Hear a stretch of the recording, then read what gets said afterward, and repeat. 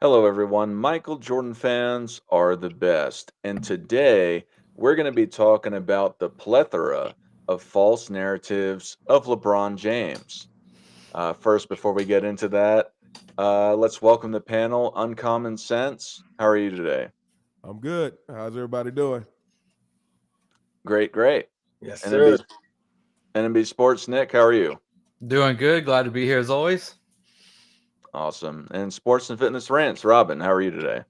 Yes, sir. Once again, let's do it, guys. Great to be back with you guys as usual, man. Thank you. Absolutely. So, Uncommon Sense, you had brought up this topic after the live stream last week. And I believe you did a video of it yourself, if anyone wants to go check it out on Common Sense page. But what do you think is the biggest false narrative of LeBron James? What is the thing that stands out to you the most about the lies? To be honest, I don't know if I could pinpoint one biggest false narrative because I feel like the narrative of LeBron James is ever evolving depending on what they need to promote at the time. Off the top of my head, him being a pass first player, to me, that's one of the bigger ones that I can just off the top of my head. And why do you think that's a false narrative?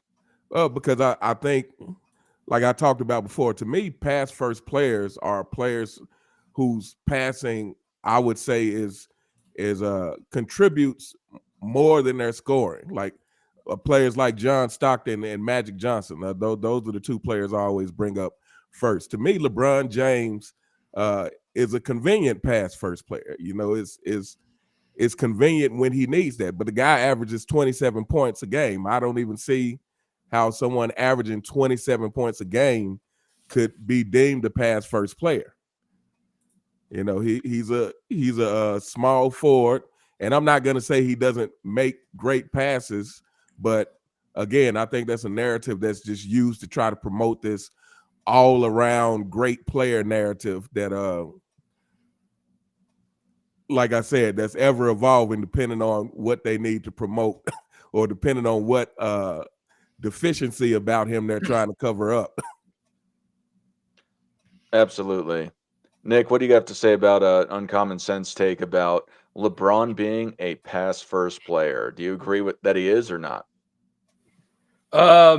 Well, that's kind of like the style of game that these in LeBron's time, right? Like the 2000s on became a lot more ISO, right? Like he's having the ball in his hands a lot more. And, is he a crafty passer at times? He makes some incredible passes sometimes. There's no doubt about that. But in terms of like a facilitator or like this, like I think he kind of said pass first that kind of gets an offense going.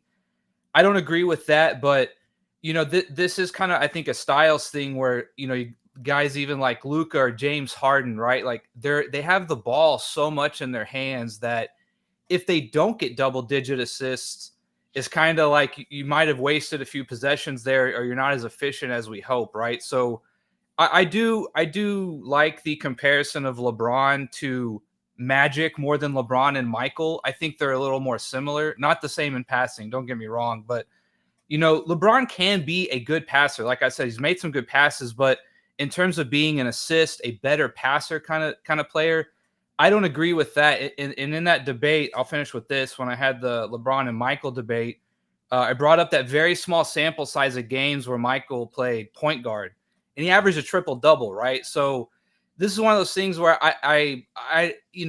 is he a bad passer? I don't think I'd say that. I just don't see him as a creating an offense with his passing. It's almost like James Harden.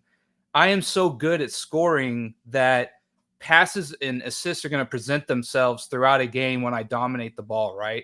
So I think it's more akin to that than I'm going to penetrate, get inside. I'm going to try and find the proper pass that might even lead to the pass after that, that kind of thing. I don't really – in LeBron James, I haven't really seen him do a lot of pick and rolls, and you don't really see him throw a lot of good alley-oops, right, or well-timed alley-oops coming off a pick and roll type situation. So he's not a bad passer. He's just not he's not going to dominate a game with his passing, I think is how I would put it. Robin, what do you got to say about the pass first player aspect and what both Uncommon Sense and NB had to say? Well, I can't believe Nick's gonna get me started. First thing on the show here, you're gonna get me started, man.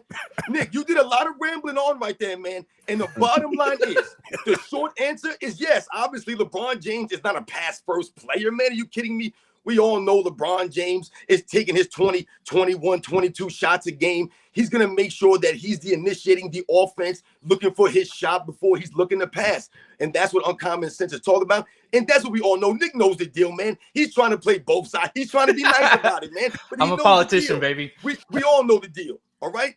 And the obvious thing states, right, that he's not a pass-first player because, like my man Uncommon Sense was saying, we all know what traditional pass-first players look like, not guys who just dominate the basketball and create for themselves and others. Because if we think about what we grew up watching in the 80s and the 90s, guys like John Stockton, for example, like he mentioned, these guys had the ball in their hands a lot, right? Because they were running the offense. They were controlling the offense. They were the floor generals. But they weren't looking for the... John Stockton could have been out there taking 15, 16, 17 shots a game if he really wanted to. He could have damn sure. And he probably would have made them shots because he was a good shooter like that. But that was not his role, and that's not what he did. He understood what he did great, and he did those things in that way because he was a pass-first player, right? But when we talk about some of the, the narrative surrounding LeBron James, and Uncommon Sense was saying it's ever evolving. That's right on the money right there. And one of the reasons why I started my channel, one of the big narratives that started to evolve for LeBron James, right, was that all of a sudden, somehow, all the guys that we watched growing up, that era was weak now. So that was one of the narratives that really bothered me that surrounded LeBron James. And all of a sudden, his rise to becoming the right behind Michael Jordan all of a sudden was all of a sudden now, everybody in the 90s, it was a watered down era. All the players that played there weren't that good. But then what evolved off that? The Scottie Pippen, the 1-9 without Pippen. All of this evolved off of the era being weak, which is weird to me because it's kind of hypocrisy when you think about it. If Scottie Pippen is that great, then how can the era be that weak? But that's one of the narratives that really bothers me. Yeah, so like I said, I think the 10 assists is a good benchmark, right? Like, are you a good passer? Like, do you dominate a game with your passing? So LeBron's never really done that. I think he's done that once maybe or twice. He's gotten double-digit assists. And other than that, he hasn't. So, yeah, I don't agree he's a good passer. And you mentioned one thing about we're done with the 90s. When you guys said that last week, I've been living under a rock. I had no idea what that was about. And I saw Jimmy High Roller put out a video about it. And I was like, oh, man, this is like a whole thing. So, yeah, I think I'm going to do a reaction to that. But, yeah, I'm done with the 90s Nick, thing. That totally went over my head. Nick, when you throw out the assists, right, the assist numbers that you're talking about, right, when we highlight assists per game, for example, right, that will kind of show you or give you a little bit of a better indicator. And I'm not big on the numbers per se. Like I said, if you watch LeBron James, you can clearly see that he's not a pass-first player. But if you look at something like assists per game, it'll clearly show you that LeBron James is clearly not a pass-first player. He's right. like, what, number 30th or 25th or whatever he is in assists per game for his career. So for someone who dominates the ball, as you mentioned, the way that he does, his assist should probably be a little bit higher if he was truly a pass-first player. But there are guys like Ricky Rubio ahead of LeBron James in assists per game, guys like Rod Strickland, guys like Mark Jackson, true pass-first players, right? These are guys that we're talking about. Yeah. Yeah, I wanted to say to what all you guys are saying is I completely agree, or for the most part, I guess Nick towed the line a little bit.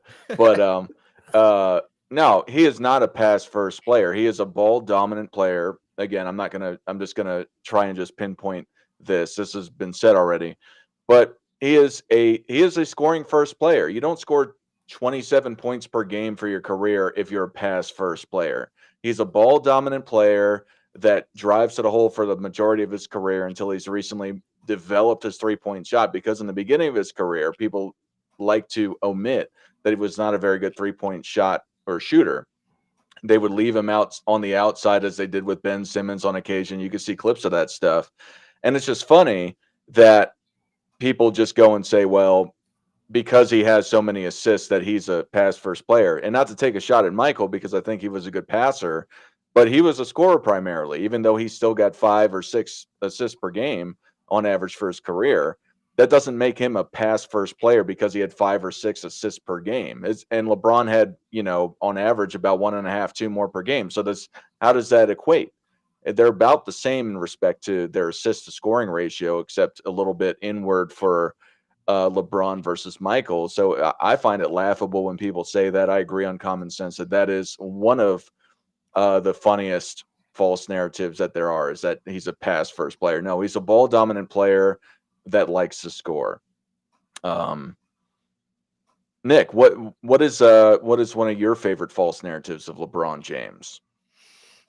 Oh man, I didn't come with one of my own. Pass me up, I'll think of one. I didn't come with one of my own. Oh my God! All right, Robin, what's one of your favorite false narratives of LeBron James? No, yeah, like I said, I brought it up. To me, like I said, the disrespect of the eras, not even only just the 90s era in particular, even though we know that's the main era they're attacking because it's Michael Jordan's era, but just, when we think about LeBron James fans, and I talk about on my channel, my man Uncommon talks about it, dog, we all talk about how the LeBron James fans, what do? Right? They like to tear down to lift up. They started this. This is part of the problem, so this it's the evolving thing, right? What do they need to do to make LeBron James look better in whatever aspect we're talking about here? So if we talk about that aspect, them tearing down previous eras to make this era look greater so that it makes LeBron. I mean, think about it. This is how the excuse is losing. What do they say? Oh, Michael Jordan didn't have to play against anybody in the finals. That's why he's 6-0. They excuse the losses by the false narratives once again by saying that the era was weak. So that's the only reason why Michael Jordan is 6-0. Right? He didn't earn it. He didn't work for it. He didn't improve his teammates. He didn't push these guys in practice. He didn't work on his game. None of this stuff. The guys that he went against, none of these guys were great. Meanwhile, when I'm growing up watching this stuff, I could have sworn that these were all-time legends that I was watching. Now they're all weak. So that's really what got me to start making videos about this stuff. Because once again, like I always say, we must continue to stand up and stop the lies and the narratives, stop them from doing what? Rewriting the history. And this all starts from LeBron James and his fan club. All right, Uncommon Sense, what do you have to say about the past era was weaker in general, or anything else that Robin said? Well, I mean, yeah, that's another one. And I guess here's the thing that really bothers me when first of all, LeBron James fans and LeBron James media, they like to play both sides of the fence. So, I say someone like a Gilbert Arenas who says, hey, why can't we just talk about LeBron's accomplishments without bringing up the negative or without, trying to tear him down for Michael Jordan? But I'm like, LeBron James fans and the media, that's all they do. Anytime they bring up LeBron James, they immediately bring up Michael Jordan first and foremost. But then the other thing is I've heard just some completely ridiculous stuff talking about how Larry Bird would be too, wasn't athletic enough to play in today's league, which number one, let me say this. I think athleticism is overrated. We can the Denver Nuggets just won the championship with Jokic. He's not the most athletic guy. To me, he's a prime example of how Larry Bird would destroy this league. And so, yeah, I think that's just a common thing. And you guys can let me know if you agree or not, but I feel like the tearing down of the older generation really didn't start until they started trying to build LeBron up. And I guess even more importantly, until it became evident that he was not who they try to promote that he was. So then they needed to make excuses for why he's so great. And thus, tearing down the previous generations became a way to try to prop him up because he wasn't living up to what they were trying to say he was. All right. Nick, what do you have to say about the aspect of the 90s being weaker or just prior eras being weaker, and what Uncommon Sense and Robin said about this? Yeah, like I agree with all that stuff, and it made me think of the few things I wanted to talk about too.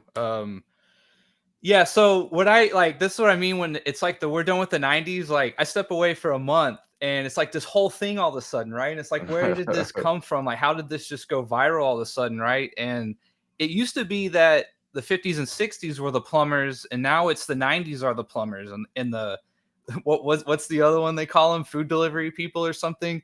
I mean, it's almost like 20, 30 years from now, they're going to be saying LeBron played with a bunch of podcasters and TikTokers, right? So like, it's just kind of like there certainly are some differences we can look at, right? For sure, like the way goalposts or goals used to be on wires, and the way they had to dribble the ball, right?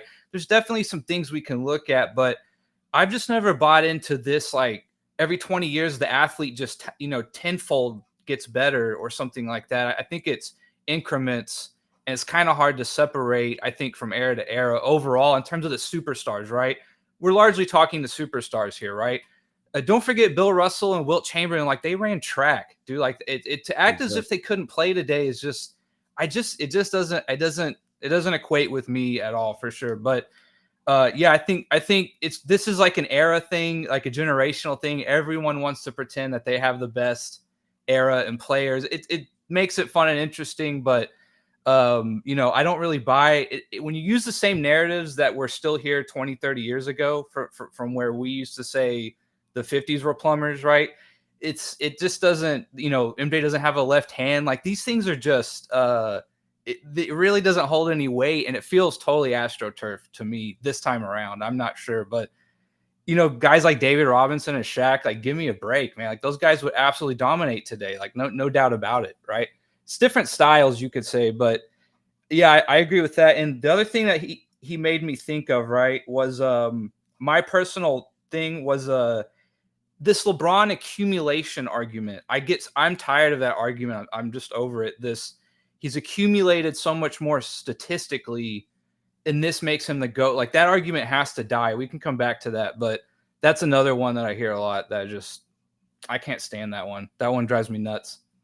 All right. Well, let me say what share my take on what Robin had to say about past eras being way worse, because I know that you, Robin, and Uncommon Sense, and I know Nick, you were talking about doing a reaction video to Jimmy High Roller's video. He brought up the concept of decades interlinking with each other, that Michael Jordan faced Allen Iverson and Kobe, and then eventually it went from Kobe to LeBron James, and people don't argue that the eras was so much different. And I think that's an absolute fair point, because to me, it's absolutely ridiculous to say, oh, well, and I disagree with Jimmy High Roller on this to a certain respect. I get the it evolves and people will play differently. And in a vacuum, I think it's, if you take one person from the 50s and you put them into the 2020s, they're not going to be able to play right then and there, because it's practically a different game at that point in respect to the style. But the aspect of it, to what I believe all you guys are saying and what Ron brought up initially, is that it's a joke to just say that, particularly with the 90s in this aspect, that they were trash, that they were plumbers, etc. It's nonsense. And when people use the side job aspect, everyone, for the most part, I don't want to say everyone, I don't have the numbers to it, but a lot of NBA players own other businesses. So when you go and you just classify them as a plumber because they own a plumbing business back in the 50s or 60s, because there wasn't tech or they weren't podcasters, you have to put into perspective the times and all of that. And I brought it up before. It's a joke when people try to clown people because they own businesses on the side. People act like they were plumbing during the NBA season when they're traveling every day to go there. And I brought this up before, so I won't go down this road any longer. But it's a joke when people try to clown them for side businesses that they had. They didn't necessarily need them, but they had them just to get extra cash. But to segue into it, Nick, you had said that your false narrative, I'm assuming this is what you're saying, is that the accumulation of stats that LeBron James makes him the GOAT. What do you have to say about that? Me? Yeah, it's your take. So I've made this argument over and over, right? That when we look back at players, correct, we want to know how good was your good, right? When you were humming, when you were at your best, when you had put the physicality with the mental game, right, and all that kind of stuff, how good were you, right? And this is kind of why someone like an Akeem Olajuwon, right, why he is regarded so highly is because, yes, he was a really good player. The stats prove that. But when he started humming, right, he was so good, both ends of the floor. He dominated in such a way at his peak that he was essentially the best player on either end at times, right? Like he was absolutely phenomenal, right? How good was your good? And LeBron's peak, his absolute best, he just has never dominated like many other players. And that's kind of my biggest knock on him is just, yes, he's had a good average, like no doubt. He's one of the greats of all, of all time. There's no doubt about that, statistically speaking, awards, accomplishments, all that. But to add because he has all these things and it's more than a lot of other people, it doesn't bear out whenever you think about it. He just has never dominated like so many other players have on offense or defense, right? Like either way, he just has not, and he doesn't have like this what is his pedigree, right? What is his like thing that he's absolutely known for? It's just his physicality at the end of the day, right? Which is impressive, but it doesn't separate him to me in this GOAT conversation. Like that's one of my biggest things is he the best scorer? Is he the best passer? Is he the best defender? Has he really ever been the best at anything? And I don't really see LeBron with the pedigree. His pedigree is chase down blocks. Like that just, he's hit some big shots. Don't get me wrong. I'm not saying he's a choke artist or anything, but his pedigree is a chase down block on Iguodala that didn't even really matter at the end of the day, right? It's just, that's my thing with me is this accumulation. It feels like a cope. This whole we're done with the 90s feels like a cope. It feels like a backdoor way to dismiss Jordan. And again, they bring up the left hand. That's one of the big things they're talking about now, which Jimmy goes in that video and he was pretty good going to his left, right? So, yeah, like I just hate the accumulation argument. I absolutely hate it. It doesn't impress me, right? Because his peaks are just not there compared to other people, right? So that's my rant on the accumulation thing. All right, Robin, what's your take on all that? I want to touch on a couple of points that everyone's made here. All right, so bear with me for a second here, fellas. Dar, you mentioned something about Jimmy High Roller and the transition from the eras, right? From the 60s into the 70s, the 70s into the 80s, the 80s into the 90s, and how these guys pass it on to the 2000s and so on and so forth, and how, that, can show that, those eras are a lot closer than we want to say sometimes or things of that nature. The problem with that is the mindset of these players. The attitude of these players has changed drastically. So when we're talking about the transition from the 80s into the 90s, for example, the mindset of Charles Barkley and Michael Jordan, Hakeem Olajuwon, Patrick Ewing, Karl Malone, John Stockton, you know what I'm saying? These guys that were coming in around that time, their mindset was the same as the guys in previous eras, the guys who came before them, right? They were trying to live up to that standard. The problem has been going forward now since then, since Michael Jordan's eras, these guys have gone downhill drastically with the mindset and the effort on the court. When they talk about the athleticism or the skills, the way these guys play, the one thing I never hear these guys like a Jimmy High Roller mention, they never talk about the effort of these players. Because the effort, oftentimes, when we're talking about the defensive end, half of your defense is your effort that you're giving. You could be one of the greatest defensive players of all time, but not have any effort on that end. You think Dennis Rodman is great because he didn't give effort? No, Dennis Rodman is great because he was giving the effort. The same with the Bill Russell and Hakeem Olajuwon, Michael Jordan, the Scottie Pippens, these legendary defensive players. So when we talk about the effort, that's the one thing that they don't mention when we talk about the transition, the mindset of these guys. I want to talk about something that Common Sense had mentioned when he said about, the narratives and why they start creating these things to help LeBron James look better, right? Because what they're doing is what we've always talked about. They're lowering the bar for LeBron James and a lot of these other guys, right? They're lowering the bar for them. The standard has been lowered down so that they can appear to be greater than they are. So, like we said, what do? They say that Michael Jordan's really not that great. His 6-0, all of a sudden now, all the years that I was growing up, I remember my father always, to this day, my father's 74 years old. He still talks about Michael Jordan being 6-0 in the finals and how he can't believe that he's 6-0 in the finals. This man saw basketball way before I did, and somehow he always talks about Michael Jordan being undefeated. But now Nick Wright will tell us, it's only because the Utah Jazz were nobodies, the Phoenix Suns were garbage. Magic Johnson had HIV. Now this is what we're using, though, even though he was coming off of 2 straight MVP seasons, and he was the runner-up that season. They don't want to mention these things, man. So that's exactly what they're doing. They're lowering the bar so that LeBron James could appear to be above it. When Michael Jordan was playing, the bar was Magic Johnson and Larry Bird. He was just, no one lowered the bar for Michael Jordan to go over it. I never remember hearing people say, Larry Bird, who did he beat in the finals? Magic Johnson? They're nobody. They're garbage. Michael Jordan's playing these guys. They never said that. Never once. Michael Jordan had to earn it the right way, and the reason the people called him the champion. Real fast, just to bring it back, and I agree with pretty much everything you said there. But what about the accumulation of stats that Nick brought up? What's your take on that? That making him the GOAT? That's exactly what we're saying here. The evolving narratives for LeBron James, right? I remember when LeBron, I don't know if you guys remember this, but I remember when LeBron James went to when he was back in Cleveland, right? And they won that title in 2016. You know what the narrative there was? If LeBron James wins 3 in a row in Cleveland now, he's greater than Michael Jordan. I remember guys like Shannon Sharp. This is what they were saying, right? Because they were riding high. He just came back from a 3-1 deficit. Then what happens? They don't win. Kevin Durant says, hold my beer, and one-ups him, right? For the Super Team Challenge. Then he goes to LA. And what happens in LA? They say the same thing. He wins the bubble championship. The next season, undisputed, Shannon Sharp, everybody. If LeBron James wins 3 championships in a row in LA, he's the greatest of all. They just keep changing the narrative. They keep moving everything forward. So the longevity that niggas talking about doesn't hold any weight. It holds nothing, man. You know, it's like my cousin Vinny. When he's at the end, he's like, does the defense case hold water? And she's like, no, the defense case is wrong. That's what they're doing now, man. The defense case ain't holding up. The longevity don't hold up. Real fast, this is a really funny handle for coming on this show. Compare Health, Life, and Dental Insurance Solutions. Give a shout out to our sponsor. No, they're in my membership. Shout out to my man, Compare Health, Life, and Dental. They're part of the Sports and Fitness Ranch Club. Awesome. Yeah. Shout you out for being a member of Sports and Fitness Rants.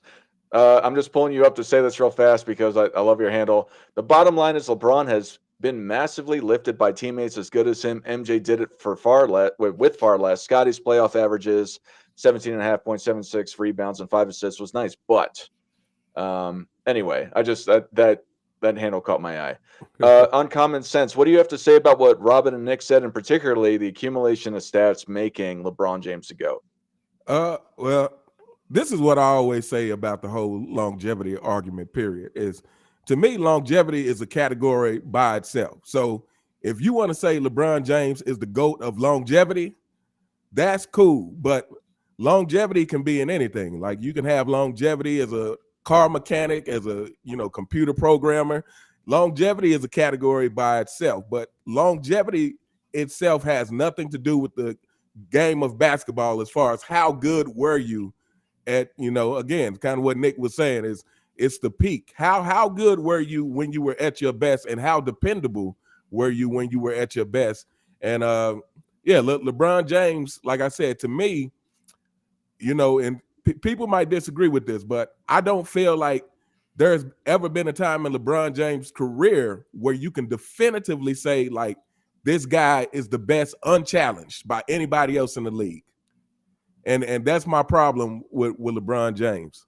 Maybe he had a couple of years like that, if you want to give him that in Miami. But again, he's in Miami with Dwayne Wade, and Dwayne Wade is the one who had to adjust his game for LeBron, which I always felt the way. Well, not only did I feel a way about him going to Miami, but I felt the way that Dwayne Wade had to adjust his game to LeBron, because I'm like, you're coming to Dwayne Wade's team. Now, if you were as great as player as Jordan or Kobe, then you would find a way to fit, in that system. Because to me, Jordan, Kobe, and pretty much all the greats, if we're talking about, small forwards and down, could play multiple ways. They could play off the ball just as well as they could play on the ball. And so, I'm sorry. No. You finish it off. Oh, yeah. But yeah, like I was saying, to me, the longevity, that's a category by itself, but it doesn't have, and we never use that for Kareem. I mean, Kareem has 6 championships, and he had the longevity stats before LeBron. And, to me, it was never brought up as a way to make him the GOAT. So why is it now this big deal? Because LeBron James is collecting these longevity stats. Yeah, no, I totally get you. Charles Johnson, for anybody else that would like to super chat in the future, please say who you're super chatting to, because this show is being broadcast over multiple channels, and I can't tell who it's for. So, well, actually, if y'all can see it, well, I don't know. I'm not going to ask that, but maybe it would probably say that it's not paired to you because it says it's paired if it's not coming from a chat. But long and short, if you are super chatting somebody, please put their name first. But Charles Johnson has super chatted. He said Kevin Ford got goat chef 27 years at Burger King. Do any of you know who Charles Johnson is? That maybe he's That's probably one of the uncommons people, man, because he was the one saying that anybody can have longevity. You know what I'm saying? yeah, fair. We also got another super chat after this. Yeah, so uncommon, you wanna say something? We're just gonna there's so much traffic coming in, so that's another thing. I Charles got one more. I Johnson, got a few more yeah. things. I'm just trying to address these super chats first, Oh, okay, I got you. but yeah, please put whoever you're doing it to because there's so much traffic coming in with the messages. You know, I probably am not going to catch who you said it to. So please, if you're going to super chat somebody, say who you're super chatting it to. That way it doesn't get lost in the sauce. Cash super chats $4.99 to somebody. Brian Harmon has the most birdies in PGA history, and Justin Thomas has the most eagles. They must be better than Tiger and Nick lost then.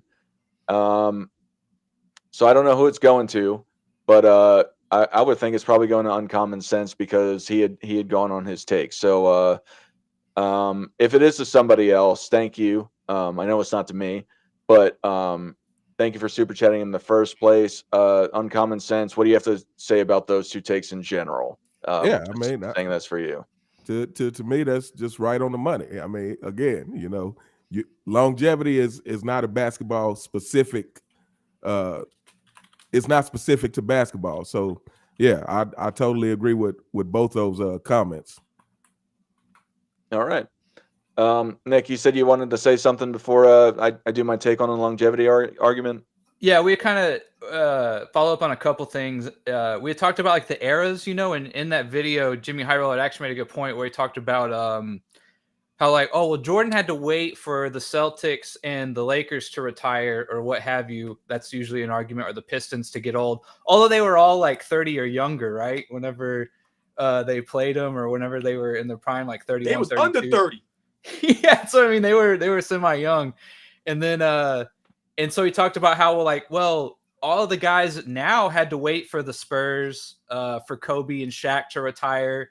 Even Dirk got one in on there, right? They all had to wait for all of this younger or this generation now that we kind of grew up with in the 2000s and the late 90s there. They had to, LeBron had to wait for all of them to retire to start winning. Curry, all these guys had to wait for them to all kind of pass and their time had gone by as well, right? Before this new generation started winning. That's just kind of how it is, right?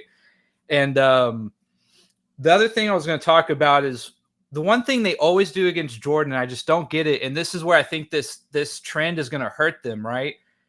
Okay, we talk about the GOAT debate, right? Jordan and LeBron, and they always say, well, Bill Russell had more championships. Well, what is it now? Are we done with the 60s and 70s or not? Are we moving on and forgetting about that? Or are you still going to use that as an argument against Michael Jordan, right? And that's where I think this might get a little interesting is you can no longer bring up anyone before Jordan's time if we're going to go with this argument in terms of why Jordan or LeBron is the GOAT, right? I don't want to hear any more about Bill Russell's championships then, right? Don't bring them up because we're not talking about anything before the 90s, obviously, right? I think this will come back and it will kind of even out in the end. So I'm not too worried about it. But that was another one of my pet peeves is like they always use everyone else who might be better at one little thing than Jordan to tear down Jordan. And it's like, but Jordan is still better than those things than LeBron, right? Like, how does that even make sense? So this is all kind of cyclical. So I think it'll come back around. I think this will end up biting the 90s trend in the butt in the end. No, I got what you're saying. What I want to say about the accumulation stats though is it's a matter of time. And now, like Uncommon Sense said, and I agree with this sentiment, if you go and you talk about and you want to say that LeBron is the greatest longevity player of all time, I agree with that. I've even said that multiple times. He has accumulated all these stats. He's been consistently very good throughout his entire career. So I'm fine with that. But that, for me, that doesn't make you the greatest of all time. It means you've been very good for a long time, because that's the whole point of the word longevity. So if you want to give him that, that's fine. But saying that he is the all-time leader in points, like you had said before, I think everyone has said this in some capacity, that, and I know it was mentioned once particularly, Kareem, he had been considered the greatest for a few years, maybe a decade, before Michael Jordan came along, because before then it was Bill Russell was widely considered the greatest player of all time. And I think they just tried to sell Kareem as a new thing, but he wasn't sellable. On a sidebar, or to get back to the main point, is that if you're going to go and say that because you have the most of everything, why aren't we talking about John Stockton as being the greatest of all time? He's the league leader in assists and steals for a career. So what is the difference between that? Because he is for longevity purposes, he is the most dominant player in 2 of the 5 statistical categories. He's the only one that has more than 1. So why is John Stockton not the greatest of all time? It doesn't all the way make sense if you stick on that concept of the longevity accumulation of stats. And I do think John Stockton is one of the greatest of all time, but to the point of using that as a reason. And yeah, in total, we have a super chat here for Robin, but just real fast, let me finish up real fast. Yeah, the accumulation of stats really has more to do with time versus peak. And, winning a championship doesn't happen over the course of a career. It happens over the course of a season. Let's get real. It's not as big of a deal as winning more, particularly and more potently over the course of a season, over the course of a career. We have another super chat that came in, but real fast. I love my ad block. Sports and Fitness Rants. LeBron will never be one of the greatest. He's a duck because he ducks anyone and any team that challenges him. What do you have to say about that? Yo, shout out for the super chat. Much respect. Thank you very much for the support. And absolutely, LeBron James has been known to duck his opponents, especially over the last several seasons, man. When LeBron James has been load managing, we've talked about this on my channel. Many of us have talked about the load managing, not with just LeBron James, but in general. That's why they had to come with the guidelines now, right? They had to play 65-game minimum. So absolutely, this is part of the reason why LeBron James, I've told you, is never worthy to be in my top 10 all time. He'll never be in my top 10. The man is constantly load managing, always ducking out against opponents. So shout out to you. Thank you very much. And then we have another super chat from Charles Johnson, who did not label who they were sending it to. I just know it's not me because it says it's paired. We haven't seen someone this old since Barry Bonds, 43 years old. Oh, no, Uncommon at the end. I'm sorry. Lebalco, Uncommon. What do you have to say about that, Uncommon Sense? We haven't what now? We haven't seen someone this good, this old since Barry Bonds at 43 years old. Is this for real? I can't figure out. I think he's being facetious. Is this a joke? He said Lebalco. Okay. Yeah, he was saying that the drugs, he's comparing the both using steroids. Oh, okay. Yeah.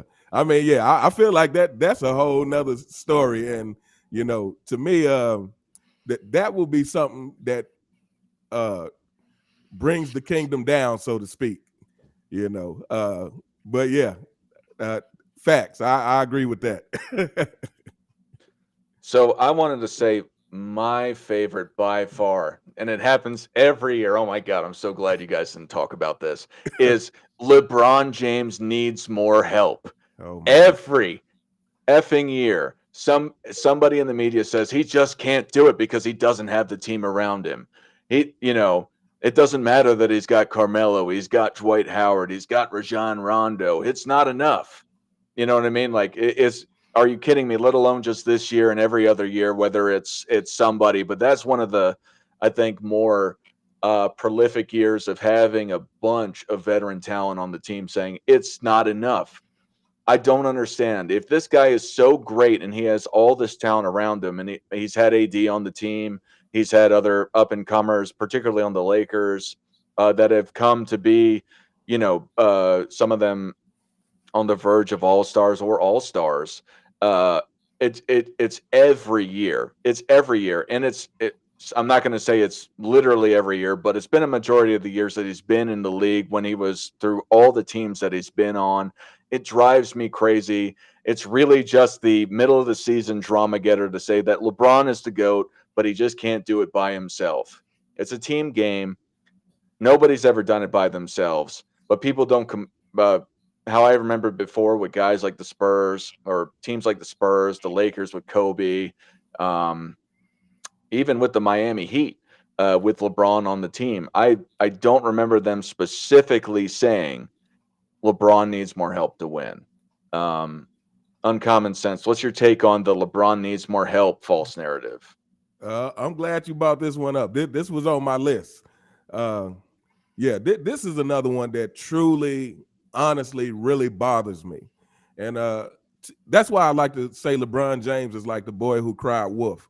To me, it's one thing at the beginning of your career, maybe we can buy into that a little bit, during your first years with Cleveland, maybe. But still to this day, in year 21, this season, we've heard the trade talks about, D'Lo was on the chopping block, Darvin Ham has been on the chopping block, and this has been an endless thing year after year after year after year. And what I really truly can't understand is how someone could look at this and think there's not a problem. How someone could look at this and say, hey, if this guy never has help, except conveniently when he has won the championship. Somehow when he wins the championship, then everything is good. But any other time, he just doesn't have help. To me, someone who can look at that and not see a problem has a problem. And this is to you fanboys out there. I'm sure some of you are tuned in, listening. To me, this is like you have to purposely be blind to this fact that this guy just is the problem. If you never have any help, then you are the problem, especially when you've had more control over your career than any other player. Like you've chosen where you wanted to go. Your coach is on Clutch Sports as well, to me, which seems like should be a conflict of interest. But it's like you've picked your path. So the fact that you've picked your path and still in year 21, we're still hearing the same thing. Like, to me, that should bother a lot of people. Yep. Nick, what's your take on all this? Yeah, another way of saying is unfortunately LeBron does a lot of this criticism like he needs help to himself, right? So he goes to Miami, right? So he needs rather it's not really the argument of do you need help? Of course, everyone needs a team, right? There's no one's sort of denying or trying to use that logic. It's that the picture, the way that LeBron has portrayed himself, again, unfortunately, whether he meant to or not, or whether it's fair or not, is another discussion. But him going to Miami, then going back to Cleveland once Kyrie was shown to be an all-star and Kevin Love came along as well. Then he goes and joins up with Anthony Davis. He runs coaches out of town. He decides kind of who's on the roster, things like this, right? He wants to be team manager. They want more power. Well, that comes with more criticism too. I'm all for the players. I understand them wanting to kind of maybe get some final say and more power to the player these days. Like I'm not against that per se, but it comes with more criticism. You're now making more decisions. You're making executive decisions as a player that affect franchises and teams and coaches and people's lives. And you're the one kind of pulling the trigger at the end of the day. You're the one making the choice. It's going to come back on you, right? Jordan, for more or less, the times are different. He just played with what was out there and he won, right? LeBron kind of does this to himself, whether fair or not. I'll toe the line a little bit, but whether fair or not, right? It comes with more criticism. More choices means more times that you're not going to get it right. And in my opinion, I think in a lot of people's opinion, he has missed a lot more times than he's been right. 6, 7, 8, 9, and Miami never happened, right? So it just kind of is what it is. It's a two-edged sword, right? You want more responsibility. All right, well then it's on you, man. And we don't really want to hear you complaining. And if you don't get it done, it looks twice as bad, right? Then that's kind of just the way. That's the nature of the beast, I think, in today's NBA with what LeBron has kind of done with his career in this specific topic. Real fast, Lynch One has super chatted me. He says support MJFB and Dart. For everybody that's in the chat, if you're not subscribed to anybody else in the chat and you like what you got to say, or excuse me, on the panel, please do so. everyone appreciates that. If you're unfamiliar with somebody else and you like what they got to say, please do that. Pierre, thank you very much. You are a valued subscriber. I appreciate hearing your stories about Gus Williams and your interactions with pro players. You're a valued subscriber, and I appreciate the super chat. Robin, what's your take on what Nick had to say and just the general idea of LeBron always needs more help? Yeah, I think you guys are right on the money when you're talking about that he needs more help. And I think what Nick was talking about, when you're talking about you have to take more responsibility now, right? Because when we think about LeBron James and we're talking about the narratives, right? There are always excuses. There's always a way for them to excuse whatever the problem is for LeBron James. So when Nick is talking about the responsibility, this is why we highlight the 4 and 6 so much. See, a lot of times people will be like, oh, you guys always want to talk about 6-0 Michael Jordan. No, we're talking about 6-0 Michael Jordan as it pertains in comparison to LeBron James. And why is that important? Because like Nick and my man Khan was saying, you have been allowed to pick and choose your situation, your teammates. You've been allowed to put the odds in your favor, whether his fans want to come to terms with that or not. Those are the honest facts here. He's been trying to put the odds in his favor. That's what's always been about, whether they're signing free agents like Mike Miller, Shane Battier, Rashard Lewis, Ray Allen. These guys are there to make a difference, right? They play their roles. LeBron James has always had help. So when he loses in the finals, right, and he comes up short, so to speak, that's why we can highlight that record. Because not only have you lost, but you lost when the odds were essentially in your favor. A lot of times when we think about this help situation, a lot of times you'll hear the LeBron James fans, they love to highlight this idea that LeBron James is always the underdog, right? That's what they always go to. Oh, LeBron James is always the underdog, man, because he never has any help, they want to say, right? That's why he's the underdog. When in fact, when you look at LeBron James teams from 2011 to currently, all these years he's been on super teams. He's been allowed to pick his teammates, all of these things. He's bounced around. Going into these seasons, they're either the favorite or they're in the top 3 to 5 or the favorites to win the title every single season going into the season. So what does that show us? That highlights that obviously people believe he has a good team around him. They have the pieces in place to make a move. Case in point, this season. Going into this year, they were telling us before the season, LeBron James is the healthiest he's been in years, and the Lakers roster is revamped. So what would that have you believe? They had the 6th best odds to win the title going into the season out of 30 teams. But right now, they're fighting for the 10th seed in the Western Conference. So what has that shown you? That LeBron James is obviously not maximizing the players that they said that they thought they had coming into the season. It exposes that idea. LeBron James does not make the teammates around him better. And the fact that they say he never has help, it highlights that. Real fast, I forgot to mention this. Uncut Hoops, thank you for your support. You said that you enjoyed the show. And then it was asked, where's Rex? Rex is biking. He was he was in the chat for a little bit, but he's also said that he didn't really want to comment on this topic as well. But he's also biking. So, but yeah. Anyway. So yeah, we're about 50 minutes into this across all the channels. There's about 345 people watching right now. So I want to thank you all for watching. And that, yep.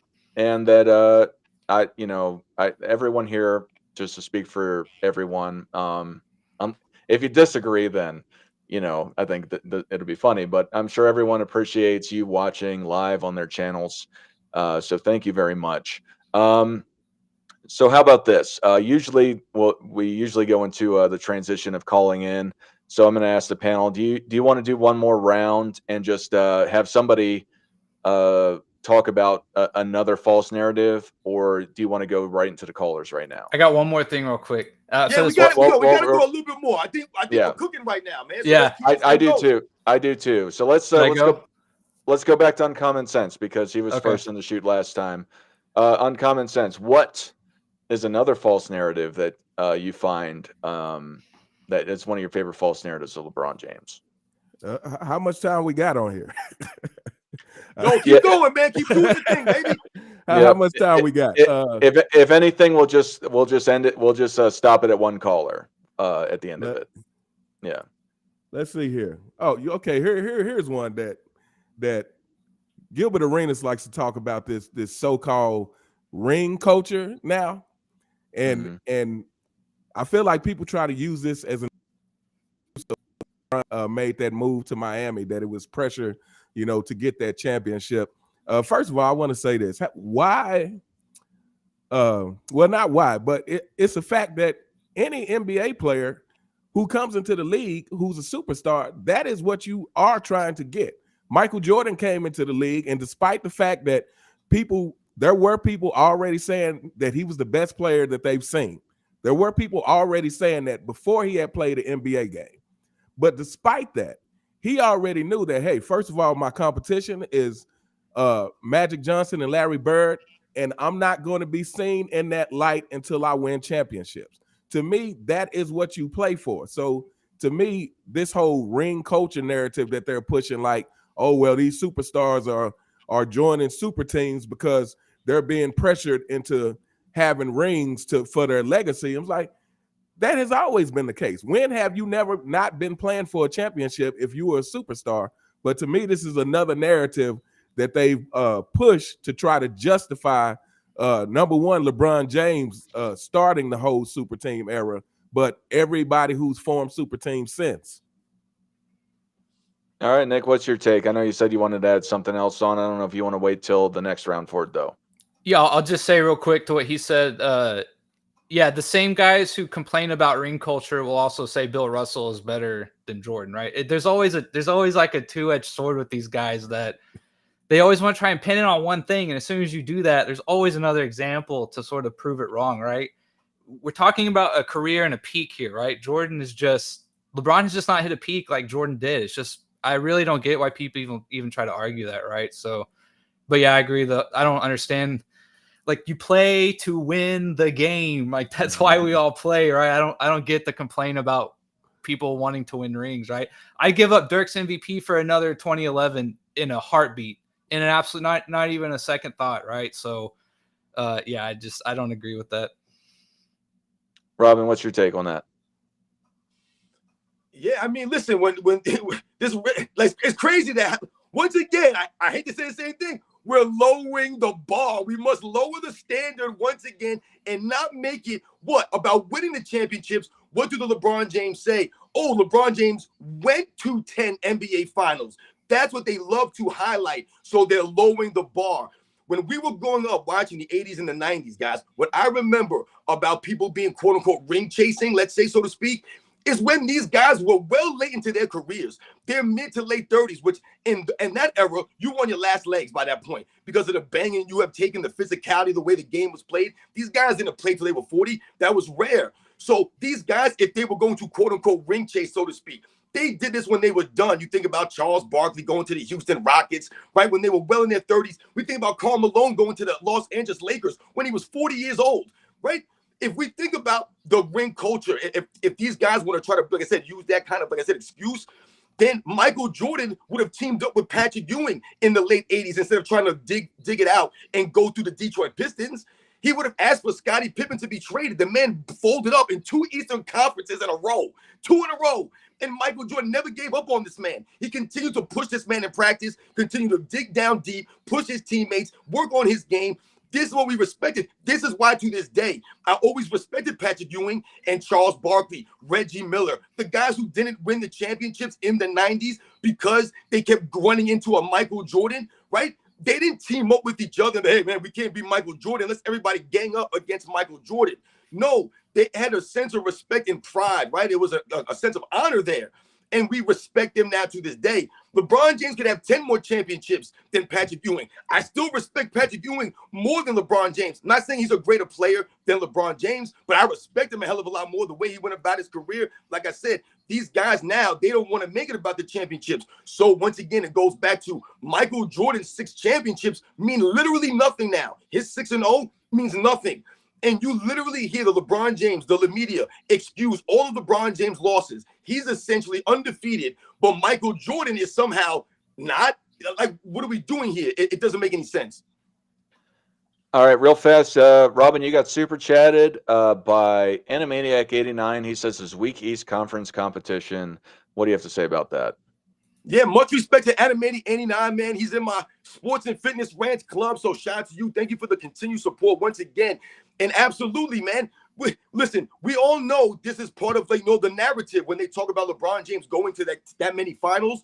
This is part of the narrative, right? The weak Eastern Conference that they never want to tell you about. They just want to tell you that LeBron James was going to the finals because that's how great he was, right? But then at the same time, they want to say he had no help. It don't add up. It can't be both, man. So Animated 89, you're right on the money. The weak Eastern Conference was a big reason why he was able to go to a lot of those finals. Absolutely. Gary, I don't know who you super chatted this to, but you led with Uncommon first, and Robin said that he just did his thing, but he says, big shout out to Uncommon and Sports and Fitness. I love y'all channels. Salute to the other gentlemen as well. Never stop speaking the truth, guys. Uncommon and Robin, what do you got to say about this? Much appreciation to you for the super chat, and definitely believe that the only time I think about stopping this is when the media stops pushing some of these false narratives. All right, Robin, you have anything to add? Yo, same thing, for real. Much respect. Thank you very much, Gary. Shout out to you. Always everybody in the chat for helping us out here, man. Like I said, and supporting the facts. It's about the truth, guys. It's about setting the record straight. That's what it's always been about. Yep. And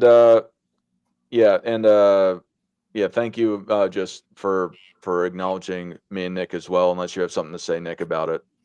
No, I mean, it's crazy. Everyone's watching. I appreciate the chat. Chat's going crazy. So yeah, it's cool. Chat is crazy, man. It's exciting. Oh yeah, absolutely. I also want to add, just to talk about the ring culture. Yeah, it's to diminish the aspect of people trying to win in a professional sport. That sells tickets, for one, on the business aspect of it. It helps you grow your individual salary that you get, your brand that is so prevalent in today's NBA with the shoe deals, let alone just the other commercial aspects of it. So to say that, oh, this is, it's just ring culture to want to win rings.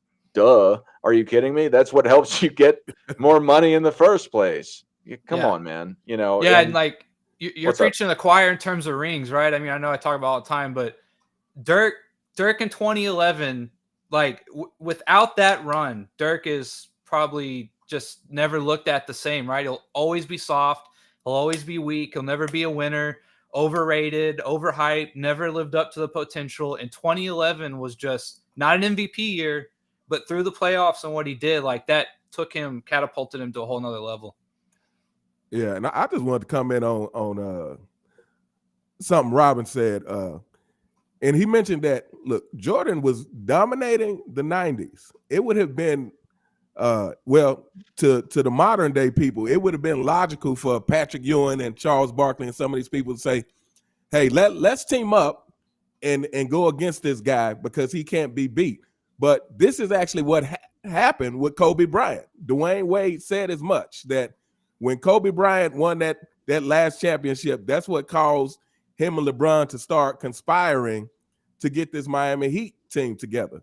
So again, to me, that just goes to a weak mentality that they felt the need to join forces. Two people who should be leading their own teams felt the need to join forces to stop Kobe Bryant. Absolutely. Nick, do you have anything to say about what Uncommon said, or what is another false narrative that you love to hate about LeBron James?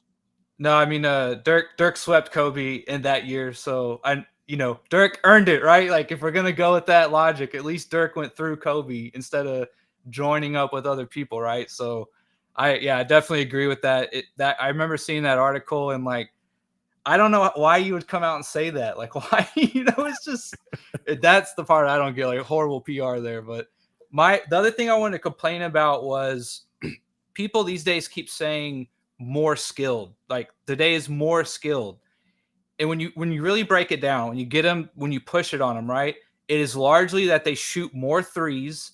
They shoot a couple percentage points better, which that would kind of bear out statistically if you think about it, right? More people are being bred to shoot 3-point shooters and shoot from deep, and that's their entire game, and they're shooting 10 a game, right? So that would kind of make sense, but it's not that big of a difference. It is largely that, and then it's the ISO game. It's the fact that guys are now Allen Iverson all the time, and they're breaking guys down, and they have a nice bag. Like maybe they do have a nicer bag of moves these days, ISO, than maybe the average guy back in the day, right? But that does not make you a more skilled generation, right? As if Jordan was not absolutely ISOing people 20 feet away from the basket and shooting jumpers over them, right? So that when I hear this narrative more skilled, that's really what it boils down to. They shoot more threes, and they have a decent the average ISO game is a little better than your average superstar. Doesn't mean they do anything necessarily better. Doesn't mean they're a better passer. Doesn't mean they're a better shooter. It just means that they have some nice, nifty moves that look good from time to time, and you ooh and you ah. But like to me, that is not more skilled, right? That is not enough for me to be like, oh yeah, that's a huge difference. The fact that he can cross over and look cool, and hit a jumper, like that's. I'm just not. These are the arguments they come up with for more skilled, and I don't understand it. It holds no weight with me personally. Real fast, James Brickner. Again, I don't know who you actually super chatted, but DC Slim is asking for the link. Please let him on. I will let him on later on. But however, because of the history of DC Slim, you have to promise to be nice, or I will cut you off. But I will let you on in the future if you are number one in the shoot. It will still go in order of who calls in first. But yeah, just address that super chat. Anyway, I know Robin is upset about that. DC Slim, the Kobe guy. DC Slim says, "I promise to be responsible." Okay, well, I'm just telling you, if you are nice, then I'll keep you on. But either way, we're going to keep to the one question format, and I will do that as well. Real fast again before Robin speaks, it says get AOH on. He hasn't been on YouTube in a little while, so he's been on before. I'm sure he'll come on in the future, but anyway, Robin, what do you have to say about the skills aspect of the comparisons of NBA players? This is all I've been hearing over the last, I don't know, 5 years or so. I want to say I've been hearing a lot of this skill, quote unquote, skill talk, as it pertains to some of these players today. And they'll say, oh, these guys were more skilled or this guy's more skilled. And I don't really remember having those conversations when I was a kid growing up, as far as like comparing skills. We just compared, this guy was better, this guy wasn't, whatever I saw on the basketball court. I judged the players. The whole skill aspect to me, because once again, I still have not heard anyone do a video. I have Jimmy High Roller. If he's supposed to be this great YouTuber, he ain't say a damn thing or give me any evidence of the skill. When they say the word bag or they say these guys can do such and such, what are you talking about? What we're seeing is what they're allowed to do. For example, James Harden, i.e., right, in the 2017, the 2018, right, that version of James Harden when he won an MVP, essentially, right, just flopping around, exposing what? Exploiting the rules. That's how he was able to get away with what? If you go back now and watch the footage of that, this man's traveling all over the court. He's carrying the ball all over the place. He's flopping all over the place. I recently have been doing a lot of segments for Shaqtin' a Fool, LeBron James on Shaqtin' a Fool. What I've noticed while doing this segment is that LeBron James has scored many points after traveling with the basketball right in front of the referee. There was one video that I posted to my channel. LeBron James takes 3-4 steps, shoots a three-pointer. The three-pointer counts right in front of the referee. No travel called. So once again, how is that skilled? And that counts to LeBron James' 40,000 point total. Some points where he's clearly traveled right in front of the referee that wasn't called. So for me, when we think about skill, shouldn't these players be under stricter enforcement of the rules? Shouldn't they be enforced to the T because they're more athletic, they're bigger, stronger, faster, they're more skilled? Why was Bob Cousy under the stringence of rules when he was a pioneer? He was just starting out learning basketball in the NBA in the 50s. But meanwhile, Bob Cousy could only keep his hand on the top of the basketball. If he went like this, that's a carry. They're blowing the whistle. How come Pistol Pete Maravich had to keep his hand on the top of the basketball and create? All these other players had to be more strict with their dribble, with their handle, because they were more skilled or they're less skilled. I'm confused now. If these guys are more skilled, they should be having the tight referees out there. They should be blowing these guys for every little thing they're doing wrong because they're more skilled, right? For example, let me think about football, for example. The football in NFL, they have made the rules more easier, right? More lax for the receivers as it pertains to the defensive guys putting their hands on them. You can't hit these guys when they come over the middle. They're protected now. So what do we see? The passing numbers for a lot of these quarterbacks are through the roof. They're astronomical. So are we going to say that some of these quarterbacks, like a Ryan Tannehill, for example, is a better thrower of the football than Dan Marino? Are we going to say that he's a better thrower of the football than Johnny Unitas or some of these other guys who played under different conditions, right? Who didn't have the advantages of bigger windows to throw to their receivers because the guys are not allowed to touch them, things of this nature. So are they more skilled? Or were those guys more skills because they had to play under those kinds of rules where the defensive players could take their heads off, could destroy them, all of these things, the receivers could get manhandled out there, the windows were tighter. Who's more skilled? Yeah, and real fast, retro heat check. You didn't say it to anyone specifically. I don't know who you super chatted, but he says, shout out to the panel. Keep cooking, fellas. I'll just say it for everybody. Thank you, since you specifically didn't say it to anybody, but thank you for your support. Retro Heat Check's part of my membership. Shout out to Retro Heat Check, man, for real. Thank you, man. Super thanks. Coming through once again. Like I said, you guys are true basketball fans. Yeah. And I want to say about the skill thing myself is that a lot of what Robin is saying is that a lot of the rule changes that occurred over time, a lot of people don't account for that. People go and just think that, oh, well, they dribbled on top of the ball because that's as skilled as they were. Or another thing that you couldn't do is you couldn't do a crossover because if you think about it, how are you going to cross over? Because you have to turn your hand this way. It's a travel or it's a double dribble at that point because it's technically a carry. A lot of people don't go and they don't think about these rule changes that occurred over time. That especially once you got into the late 90s, early 2000s, they started not looking at as hard. A lot of people just account that as, oh, that guy wasn't skilled.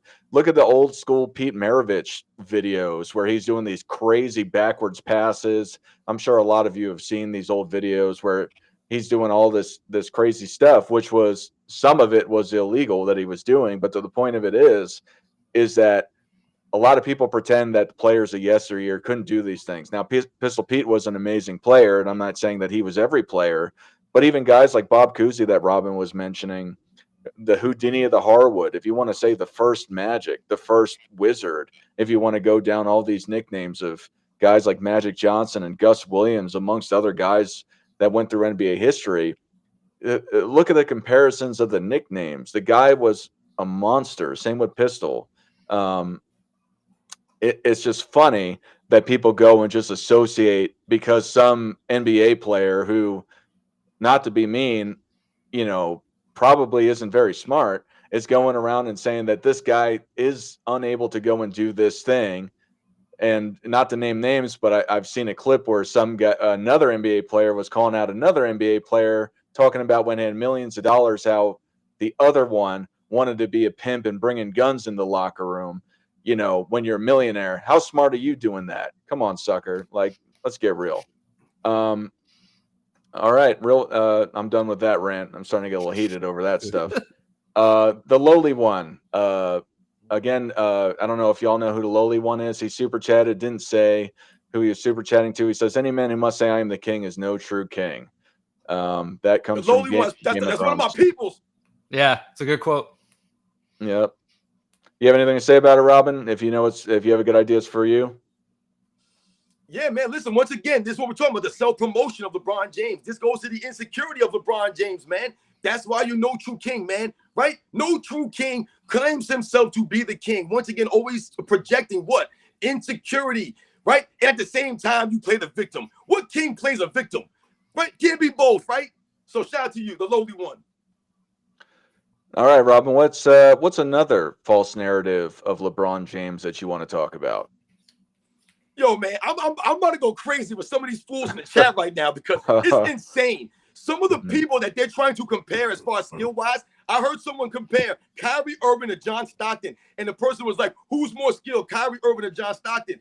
So let me ask this person, what are we talking about skill-wise? Are we talking about availability? Is that a skill? Because I'm pretty sure John Stockton is damn way more durable, and a great leader. Leadership is a skill. John Stockton's a greater leader than Kyrie Irving. But let's think about Kyrie Irving's great skill. What's his great skill? His handling ability, right? The dribbling. Once again, we go back to the dribbling. And listen, Kyrie Irving is a great handler of the basketball. No doubt about it. But let's be real here. Kyrie Irving's a little bit of a street ball, a little bit of an N1 mixtape going on here. He's carrying the ball here. He's palming the ball there. No doubt about it, all right? Now, let's think about John Stockton's elite skill. What skill is he elite at? Well, he just happens to be the greatest assist man in the history of the game.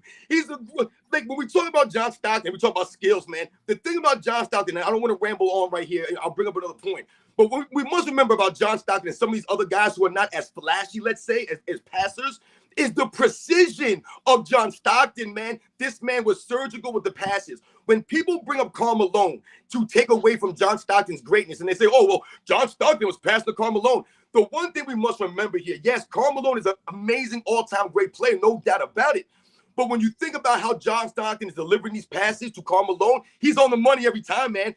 Karl Malone don't got to reach down to his ankles or his knees or go up high to catch the ball or behind his back. The ball is on time, on target all the time because John Stockton is excellent. His skill at passing is greater than what Kyrie Irving does. Once again, John Stockton also is a great defensive guy who gets many steals. He has a skill at getting steals. So when we talk about skills here, you've been exposed, my man, but I'll digress, man.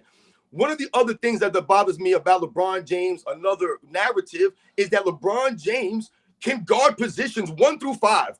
This is one of the things that I've heard about. And, you hear Nick Wright always talk about LeBron James in his 2013. He was runner-up to Defensive Player of the Year by 3 votes. Nick Wright loves to ramble on about that one season. I always ask Nick Wright and the fans of LeBron James, are you going to sit here and tell me that LeBron James was only good on defense for 1 season? Is that what we're arguing here? He only had that 1 season to win Defensive Player of the Year award. The man's been playing for 21 seasons. He could have won a Defensive Player of the Year in any of those other years. No, 2014, no. 2015, no. 2016, no. 2011, 10, 8, 9. How many different seasons is LeBron James supposed to be at his peak, right?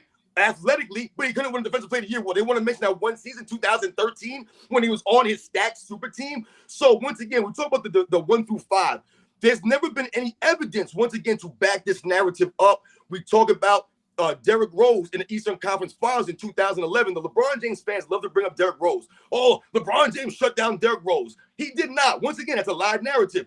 But let's say he did. He shut down Derrick Rose in the Eastern Conference Finals in 2011.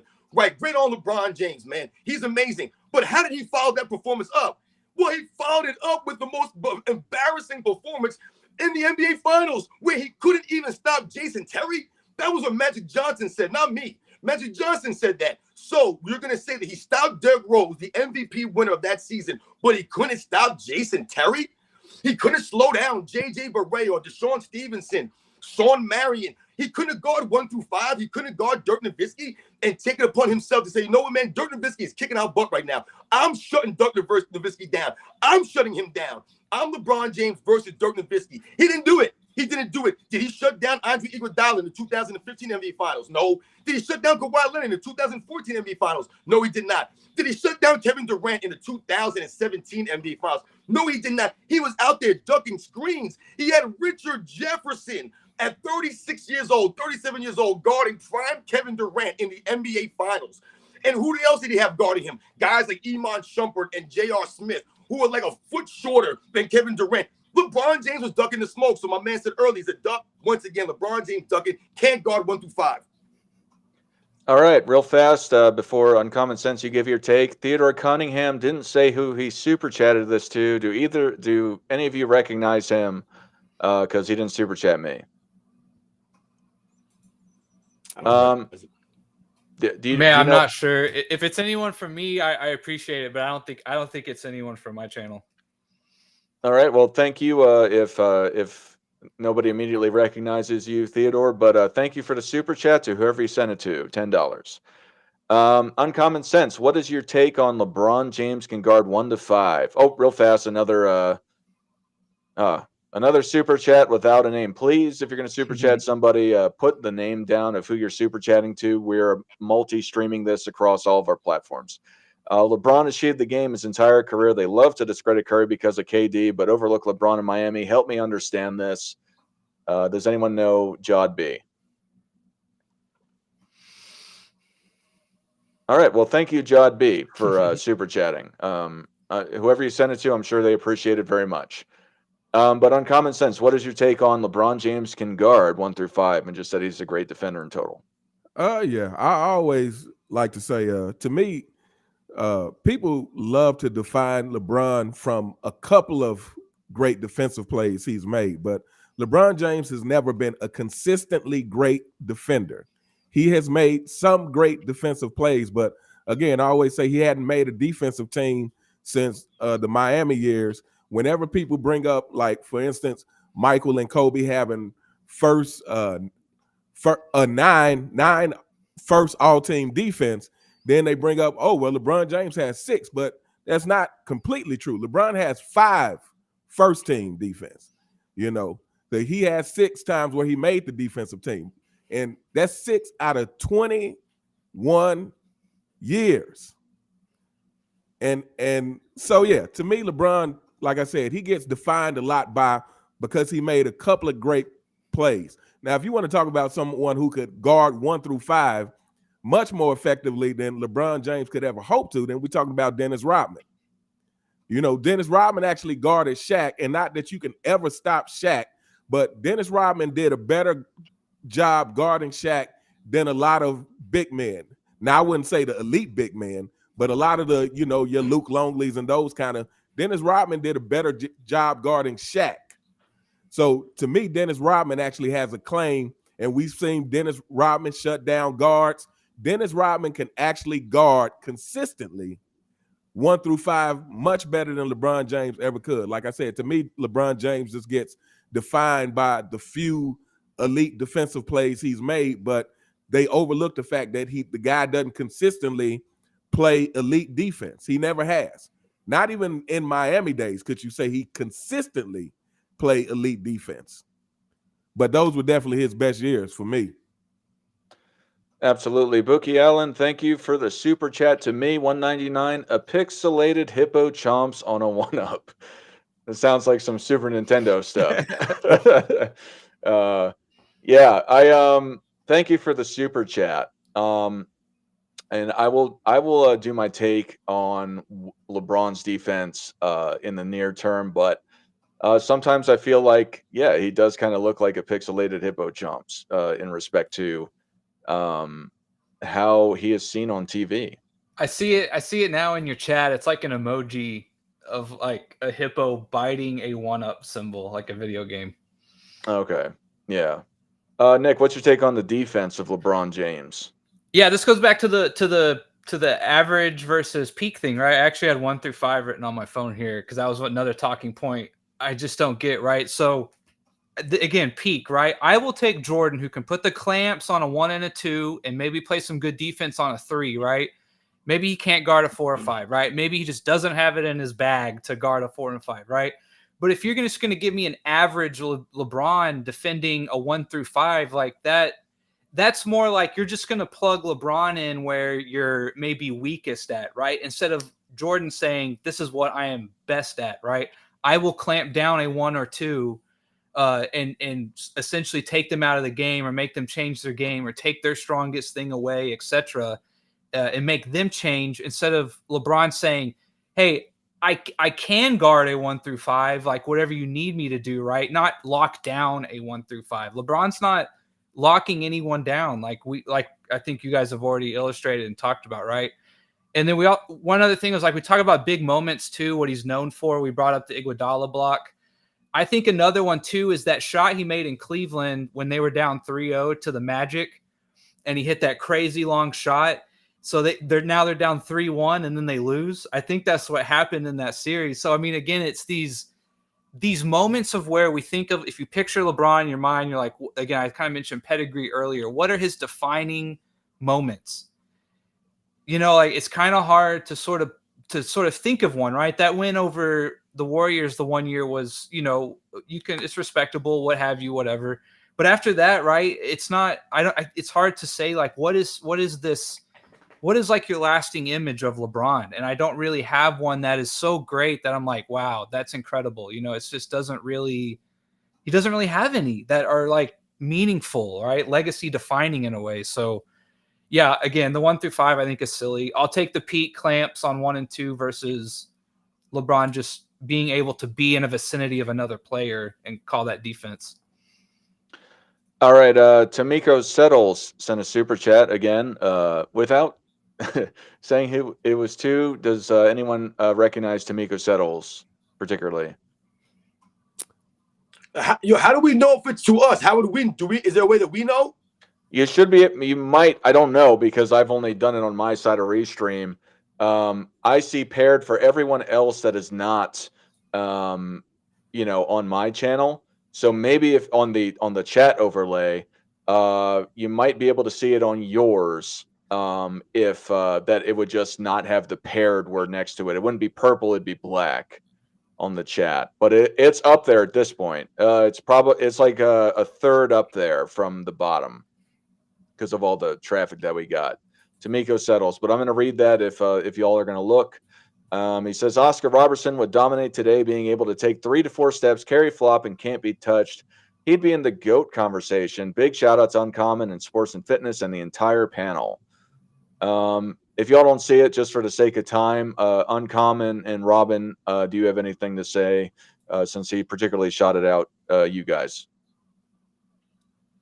Yeah, I mean, I feel like that's kind of the whole thing where we're talking about the whole skills things is, again, who can't dribble if you can place your hand completely under the ball? You know, who wouldn't be better if you got 4, 5, 6 extra steps with the play? So yeah, I agree. There's a lot of people who I think would come into this era and do just fine, you know, if not dominate. Yep. Robin, you got anything to say? No, I think that was for Uncommon, that super chat. Okay. Yeah. Good. Pierre Lynch super chatted me. Lynch 1. He says, Dart, you must watch this video, Jordan versus LeBron, end to all GOAT debates by All About Random. This is the best breakdown I've ever seen. You don't think Nick's is the best? Nick's got a good one too. If y'all are interested, go check it out on NB Sports. But yeah, no, yeah, I'll look into it.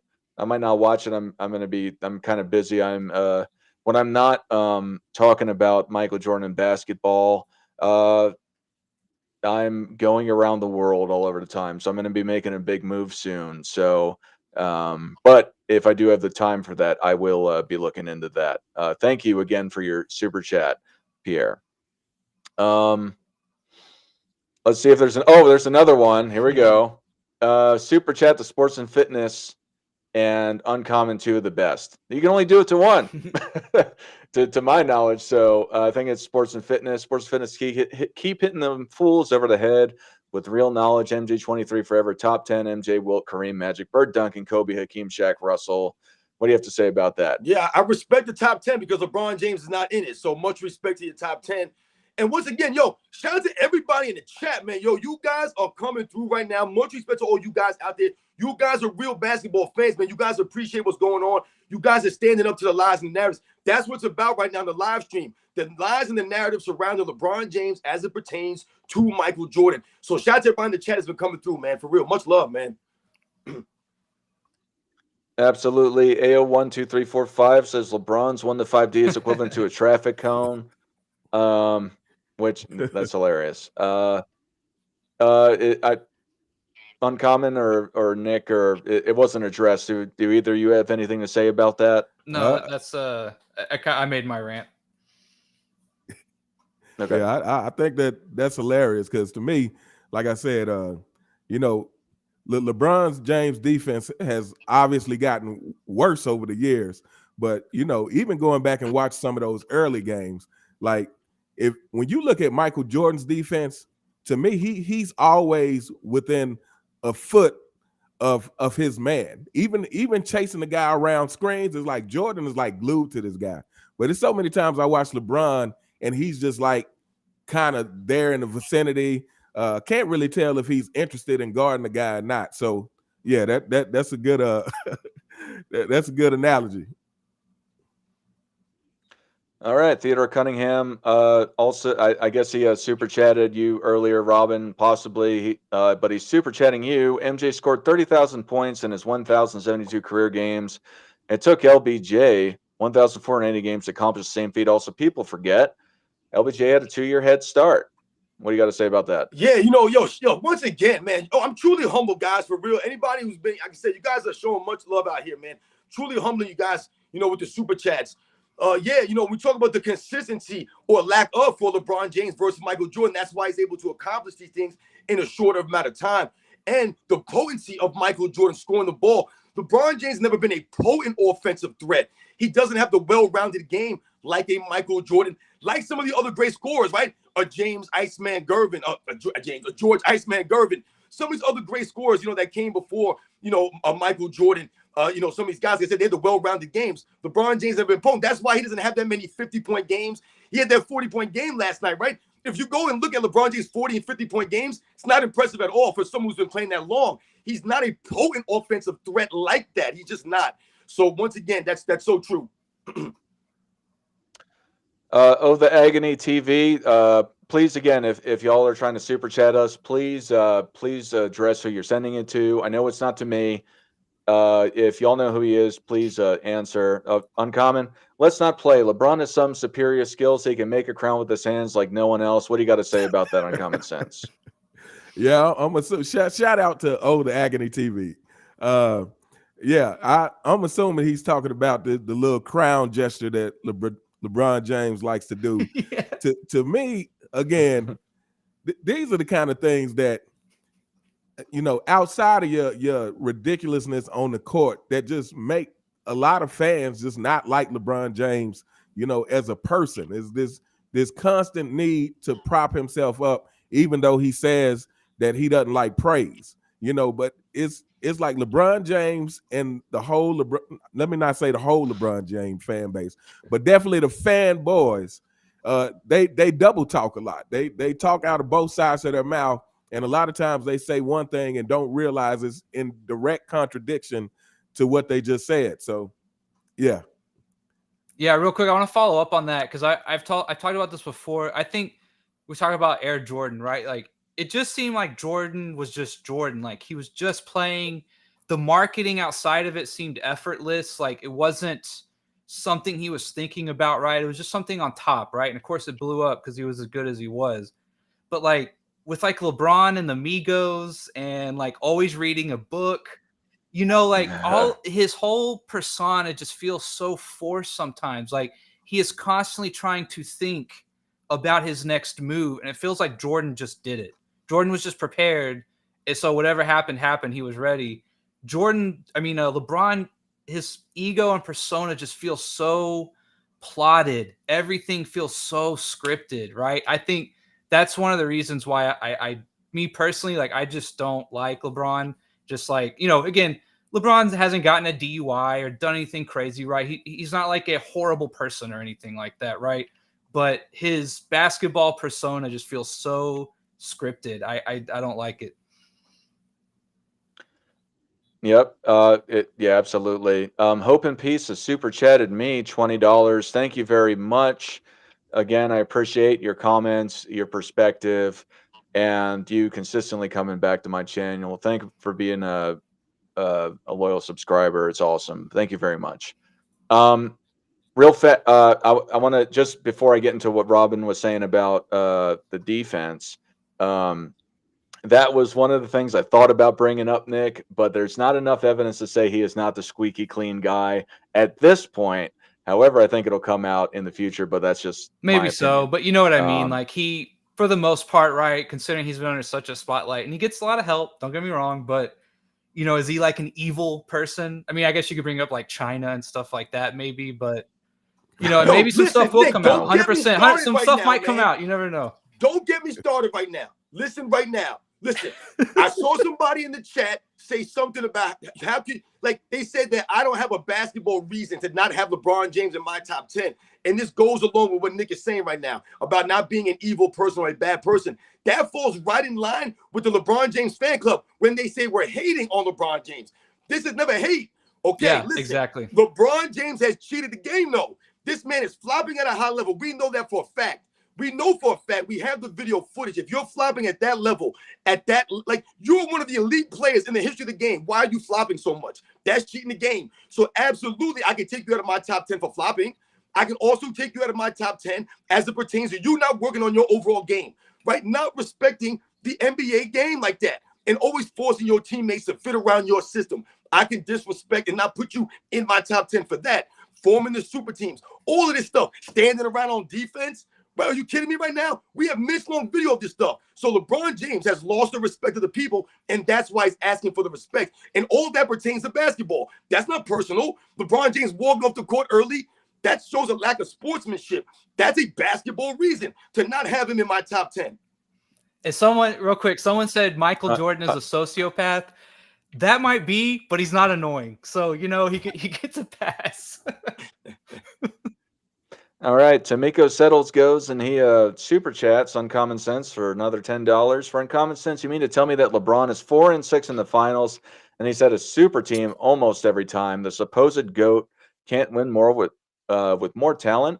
House sway. I don't get that, but I guess that may be a thing at the times. What do you have to say about shout that? out to Miko Settles. Much appreciation for the $10 super chat. Yeah, I mean, to me, this kind of goes like I always say, LeBron James is the most inconsistent superstar we had. And to me, his finals records reflects that. 4-6 in the finals, where you're talking about comparing him to other superstars. To me, that 4-6 in the finals represents the fact that there is some kind of disconnect. Like, to me, it's a disconnect with his leadership, that he cannot lead a team once he gets to the biggest stage. It's a disconnect that he cannot raise his game like Michael Jordan once he gets to the biggest stage. And I just want to say this about Michael Jordan, because I feel like everybody talks about the 6-0 in the finals, but to me, the part that's really impressive is that none of Michael Jordan's finals went to a game 7. And out of 6 times, that's not a fluke. To me, that really shows you that the higher the competition, the better Jordan got. And he got to that point to where he was really trying to keep his foot on your neck. And it's like, we're not going to a game 7. Like, we're every time he had a chance to end it in game 6, he found somehow, some way to make that happen. And to me, this is what LeBron James is lacking, is that leadership to lead a team once he gets to the final, and that ability to truly raise his game the harder the competition gets. So, yeah. All right, I think, because there's no more super chats incoming, that I can get to my defense part of LeBron. Yeah, I agree. It is a good problem to have. And thank you again, just to speak for everybody. I'm sure everyone feels the same way. Thank you for your support with the super chats and just being here in the first place. Amazing stuff. But yeah, with the defense, the LeBron James is such a great defender. He can defend 1 through 5. Yeah, anyone can defend 1 through 5. It just depends on how well you do. I never saw one guy that I want to reach out to, just for spoiler alert. I never seen him defend Roy Hibbert very well, who would smoke check him in the early 2010s. I never really understood that. And like Robin was saying, in spots, he couldn't stop these small guards. He was famous for guarding Derrick Rose. I believe it was during a conference finals. But to the point of it is that, yeah, I think it's extremely overrated. I'm not going to go on a long rant about this. I think it was well said about you guys, but definitely overrated. He's a good defender, but the best defender of all time. I don't think I've heard that, but to say that he is a better defender than Jordan, I disagree with that, amongst others. The Dennis Rodmans, which was mentioned as well. But another favorite one for me of one of these false narratives that has been brought up over time is that LeBron James is the greatest finisher at the rim of all time. I'm sure everyone's heard about that one. My God, that's a joke. Let's just bring up some people at the top of the list. What about Shaq? What about Michael Jordan? What about even lesser guys of their ilk, like Dwight Howard? Who finished stronger at the rim? And you don't even have to look at the stats. generally speaking, centers, especially great centers, finish better at the rim. That is one of the funniest things that I've ever heard, is that he is the greatest finisher at the rim of all time. Um, it's just a flat out joke at this point how they try and sell him. Uncommon sense. Well, actually, let's do this for Robin real fast. Another super chat came in. 10 US dollars to Robin and all. Thanks for the efforts. What do you have to say about that, Robin? No, man. Listen, thank you to everybody out there. Listen, I've never seen the chat blow up like this before, man. I am very humbled, man. I told you guys before, man. I'm not here for the money or the fame. So anyone who's ever donated money to my channel, like I said, I know you guys feel the same way, man. It really means a lot. So thank you very much, man, because it's very important that we do this, man, for real. Absolutely. And yes, thank you. My favorite handle in here right now, Compare Health, Life, and Dental Insurance Solutions. Shout out to our sponsor again. Uncommon sense. Yep. Uncommon sense. What's your take? Oh, I'm sorry. Here's another one. Markivan Black. Why did LeBron James another 20 points per game player the team? Is that for you, Robin, or yeah, Markivan Black. I recognize the name. I'll just say, see, we talked about this on the channels, man. LeBron James always needs another star, another leader of a team to help him out. So, Markivan Black, you run the money, man. Once again, another true basketball fan. Thank you very much, man. Once again, thank you for your continued support. And Michael's the only player I think to win a ring with only one other player averaging double digits, I believe, right? I think those are the facts. 1997. Mm-hmm. All right, Uncommon Sense. What's your take on LeBron James being the greatest finisher at the rim of all time? Yeah, to me, when I hear that, that's just one of those sidestepping narratives that they try to use when he doesn't stack up to Michael Jordan. It's like, oh, he's the greatest finisher at the rim. Oh, he's the best all-around player. First of all, how do you prove he's definitively the greatest finisher at the rim? And secondly, how can you watch any clips of Michael Jordan and say that he's a better finisher at the rim than Michael Jordan? Number one, Michael Jordan could hang in the air. So to me, he was doing stuff that we will not see duplicated. We haven't seen duplicated. When I see LeBron James, I mean, he's not the greatest finisher at the rim in his own era. So, you know what? Kyrie Irving is a better finisher at the rim to me, if we're just talking about a skilled finisher at the rim, than LeBron James. So, yeah, to me, that's it's laughable, really. Let me be devil's advocate here a little bit and stir it up a little bit. Don't you do it. If I had to put myself in the mind of a LeBron fan, right? There is one thing to be said about someone who is 6'9", built like a linebacker, a 36-inch plus vertical, right? There is something to be said about that, right? A Sean Kemp and maybe even more, right? A little bit more physicality, right? So if I had to give them something, I will give them that. Seeing a guy who is 6'9", like a linebacker running down the middle of the floor, that is impressive to watch. Like, there's no doubt LeBron has had some incredible dunks, right? But when we talk about finishing, that's a little bit of a different word to me. It's not just power and athleticism, right? In terms of a layup finishing package, I don't really see it like that. It's for LeBron, it's just hitting an angle and you're just going, right? There's no kind of finesse finish, underneath the rim kind of thing, taking contact and flipping it up over your head or something. It's just brute force, right? So if that's your angle, I can see it. But in terms of a finisher finesse, I don't agree with that. It's more brute power, right? Just running at an incredible rate. Jordan was more hitting angles, seeing the defenders hanging, like he said, taking contact, finishing left and right, behind his head, or behind his back, all kinds of stuff like that. So depending on what you mean, I'll play devil's advocate a little bit. I'll go with, if you just mean a straight down the line, brute force, athletic, guy who weighs 250 pounds jumping out of the gym, there's something to be said about that. There's no doubting LeBron's physical metrics, right? So if that's what you mean, I'll concede a little bit, but in terms of a package, when I think of finisher, I think of like the term layup package. I think we hear a lot, right? I don't quite see it like that. So depending on what you mean, that's kind of how I stand. I think I might have missed a super chat. I'm sorry. I think I had it up a second ago. There's so many. Thank you all.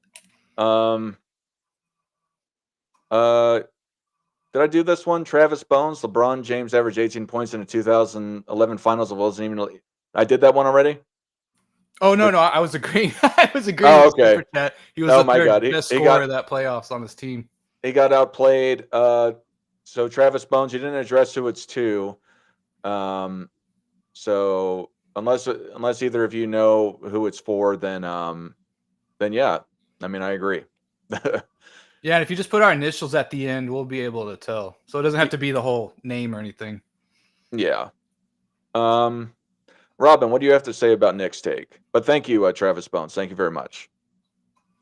Well, I think Nick's take is accurate, but once again, we have to also take into account when LeBron James is playing right now. So when Nick is saying he uses his size as his advantage, right, to score and be, effective down low and be a finisher at the rim, he's doing this oftentimes when he's the biggest player on the court. So when we think about it that way, right, and we think about the percentage that he actually does shoot finishing the ball, if we look at it and compare it to other great big men, right? Because now we can compare him to big men now, because at 6'9" in this era over the last 5-6 years, there are times on the court, he's the biggest player on the court. If Anthony Davis on the court, they're the biggest guys on the court, him and Anthony Davis. So we think about his finishing that way. Now this once again exposes that LeBron James is really not that great of a finisher. How many times have we seen LeBron James airball layups? I've seen LeBron James airball layups where he hits nothing but the backboard. That's an airball layup when you don't hit the backboard but no rim. I've seen LeBron James do this several times at 6'9" when he's literally the tallest guy on the court. So if we compare his field goal percentage to a big man, a center, a power forward, then LeBron James doesn't look that great of a finisher to me, right?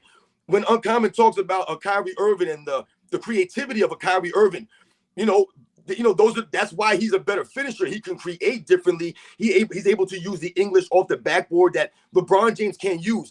But the thing about LeBron James, not that he's not a great finisher, he's not a consistently great finisher. That's the problem for LeBron James. Like I say, when you're airballing free throws and you're airballing layups, these are the kinds of things we're talking about. This is why he's not consistent in really any aspect of the game.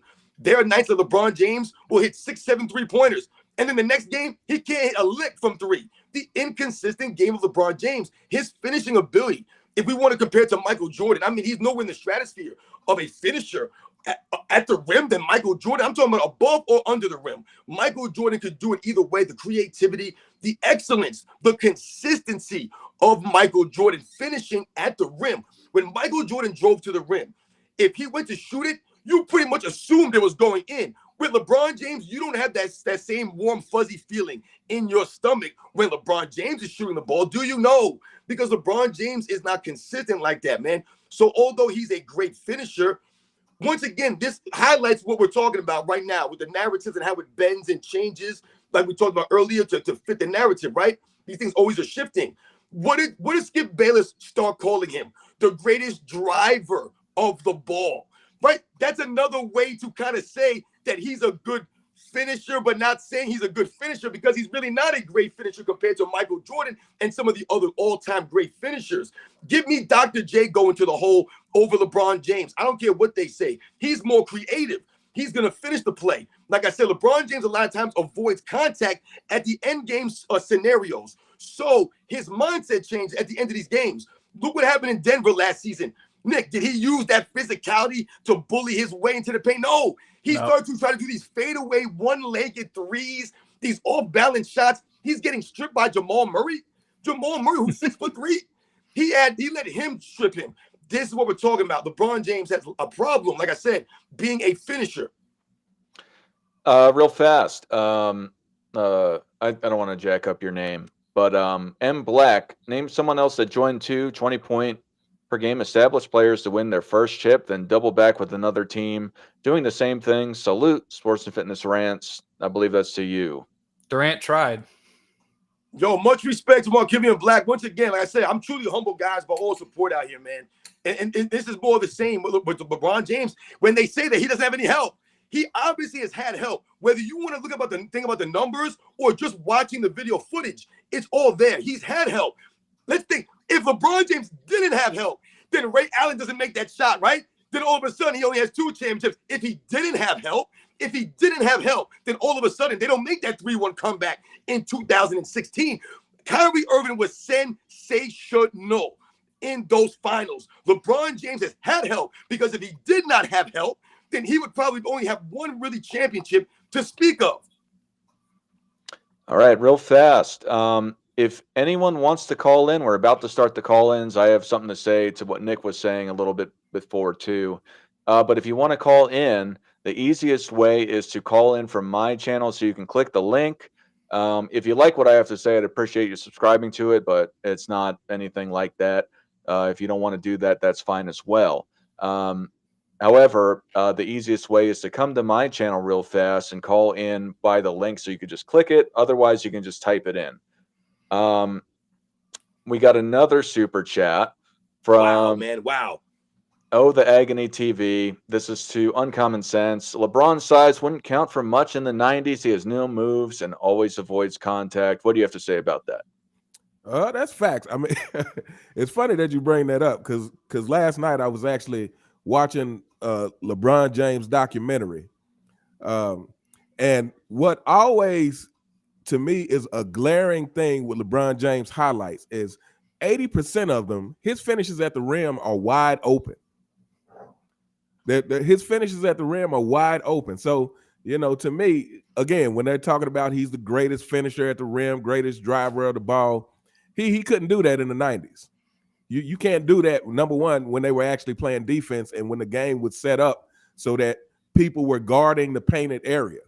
So, yeah, shout out to the Agony TV again. Matter of fact, if y'all are not subscribed to him, go subscribe to the Agony TV. He has some interesting content up there.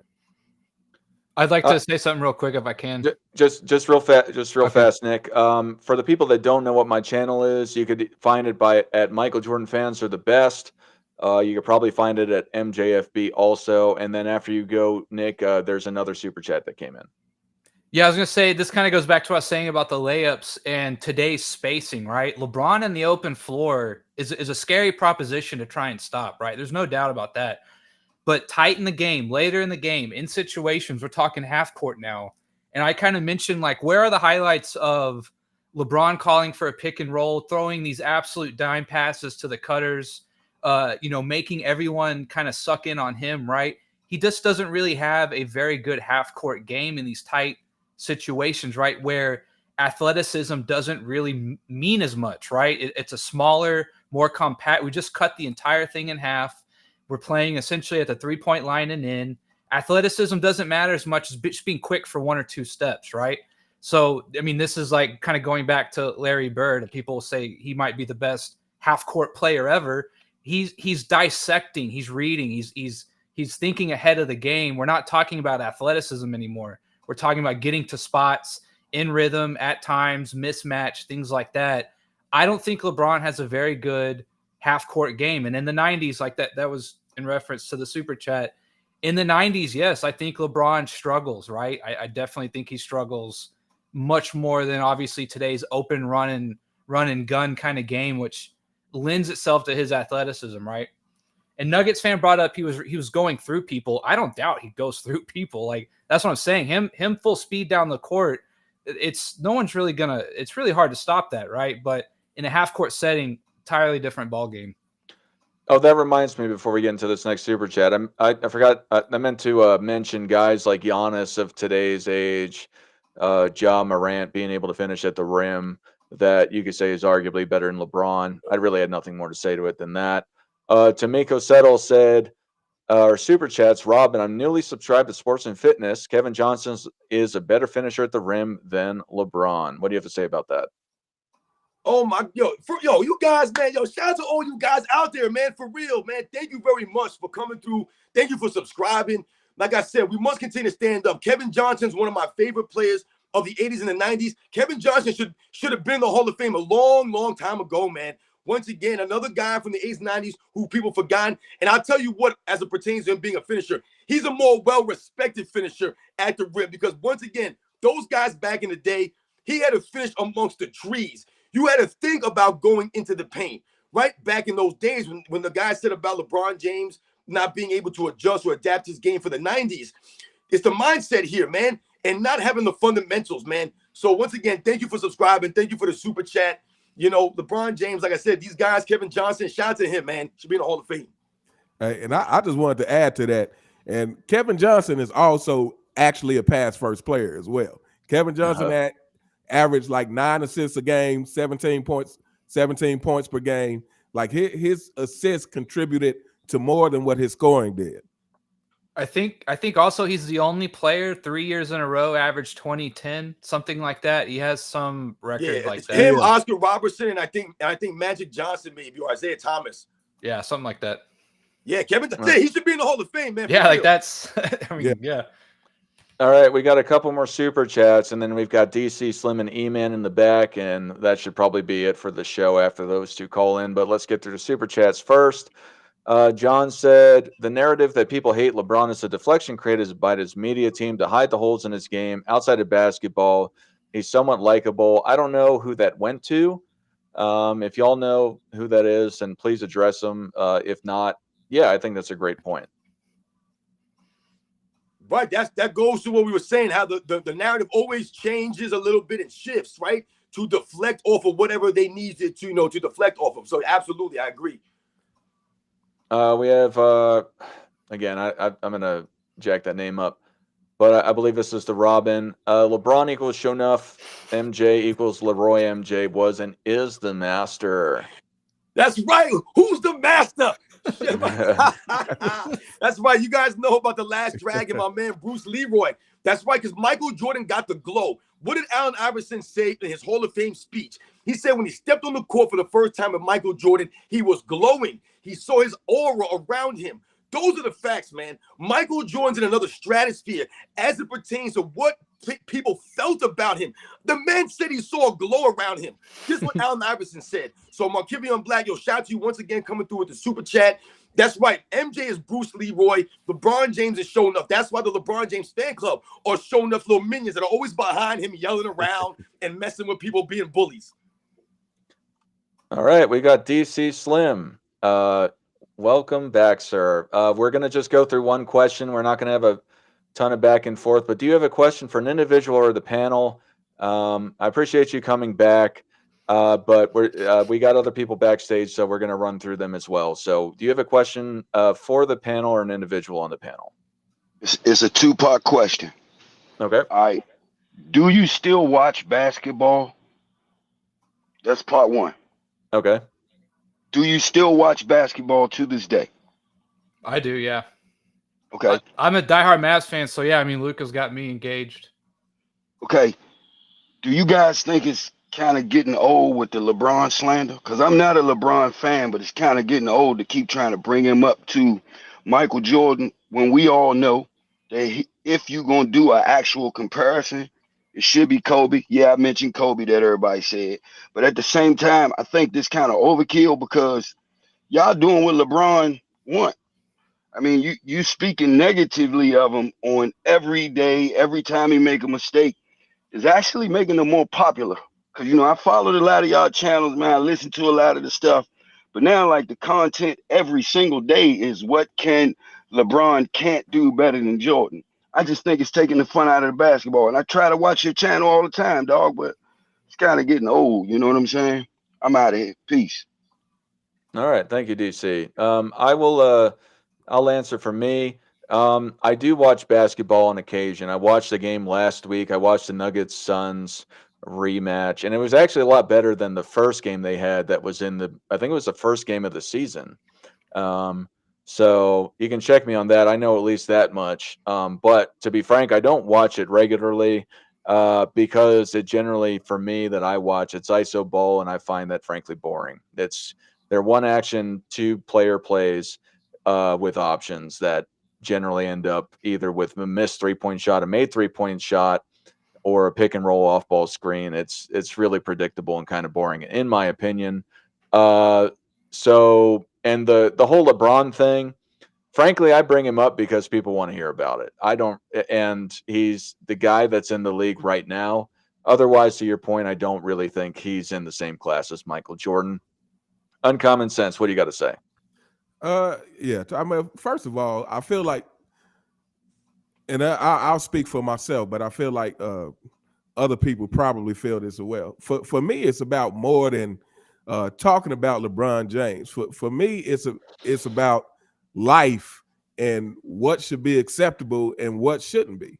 To me, it's about you know, especially for the younger people who watch my channel. Like I want them to understand that, hey, if you want the recognition, you can't take shortcuts to it. And then the second thing is kind of like you said, it's like LeBron James is the face of the league right now. It's like just as much as you say that we're talking about him, well, every other podcast is talking about him as well. So if they're going to be out there promoting false stuff about him, then I feel like it's equally as important that that balance be out there to give the other side of it, to give the other perspective of it, so that people are not just getting this one side, because that's why people are running around here thinking that LeBron James is the greatest scorer in history because he has 40,000 longevity points. That's why people are running around here with this narrative that LeBron James is the greatest all-around player, again, which is a deflection they use when you say who's the GOAT, then it's like, oh, well, he may be the greatest all-around player. So I feel like, we do this to keep the balance out there, because every day they are putting out false narratives, not only about LeBron James, but about this current NBA, period. Real fast, the great Lao says FYF Sports Debates exposing you guys and all the MJ fanboys. That guy uses Chat GPT to make his arguments, and I know that he has experience as a coach. I don't know too much past him. I know Ticket TV made claims that he stole credit cards from his players when he was a coach at Purdue. To me, you go and you follow somebody like that, or people with actual integrity. That's cool. Now, I don't know if he did that. I'm not saying he did, but for one, he uses Chat GPT to make his arguments. So go listen to a guy like that if you want. Anyway, Robin, you got another super chat. If LeBron stayed in Cleveland and won 1 to 2 rings along with his other statistical accomplishments, where would he rank all time? Well, for me, that's part of the problem for LeBron James, and I've talked about this on my channel. So once again, Story Games, thank you for coming through with the super chat, man. I said, you guys are amazing today, man. But I've talked about this. LeBron James, to me, if he would have stayed in Cleveland, even if he only won one championship, but he stayed in Cleveland, he won it organically, he pushed his teammates, he went through the grind, he went through the battles, you know what I'm saying? He earned it without cheating the game, without cheating himself.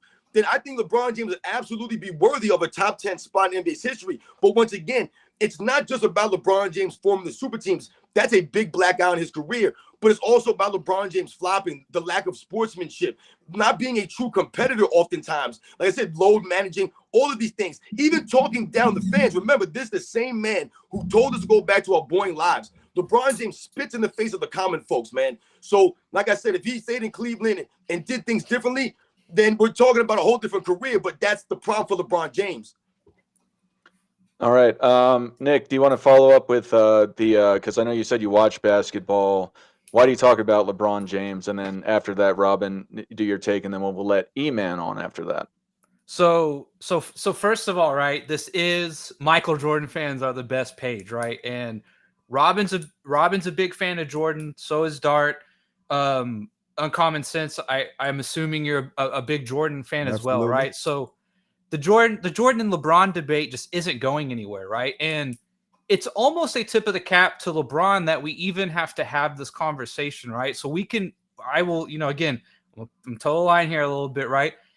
As a Mavs fan, right, I will halfway agree that sometimes I do get tired of the LeBron and Jordan debate. I agree. There's tons of other guys we could talk about, and obviously me being a big Mavs fan, I'd love to talk about Luka or Dirk or anything else, right?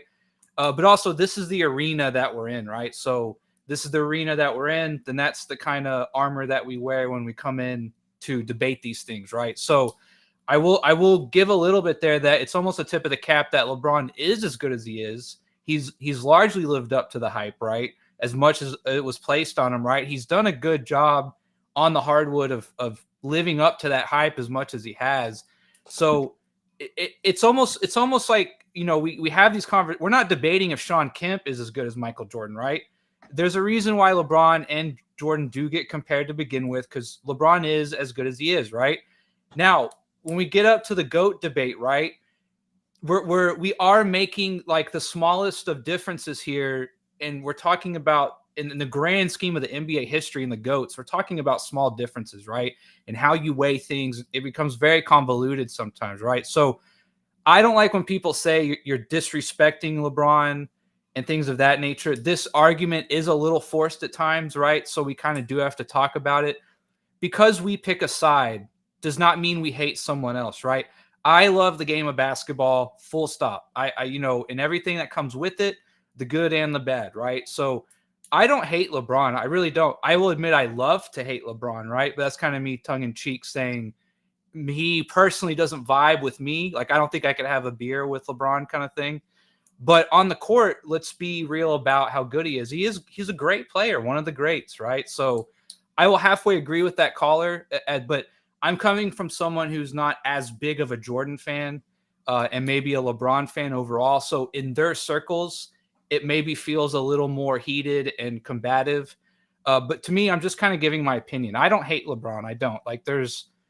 I think he's a little goofy at times. Like, there's some things I don't like, but he's a great player. I don't wish any ill will on LeBron and his family, right? I hope they have the best life possible and nothing bad happens to him, right? It's nothing like that, right? So because we say LeBron does this and I don't like it or whatever, it's not that we're like hating the guy, right? It's kind of forced, like he says, like we kind of have to give an opinion on it. It just kind of is what it is, right? So just kind of ride the tiger when it comes to this debate.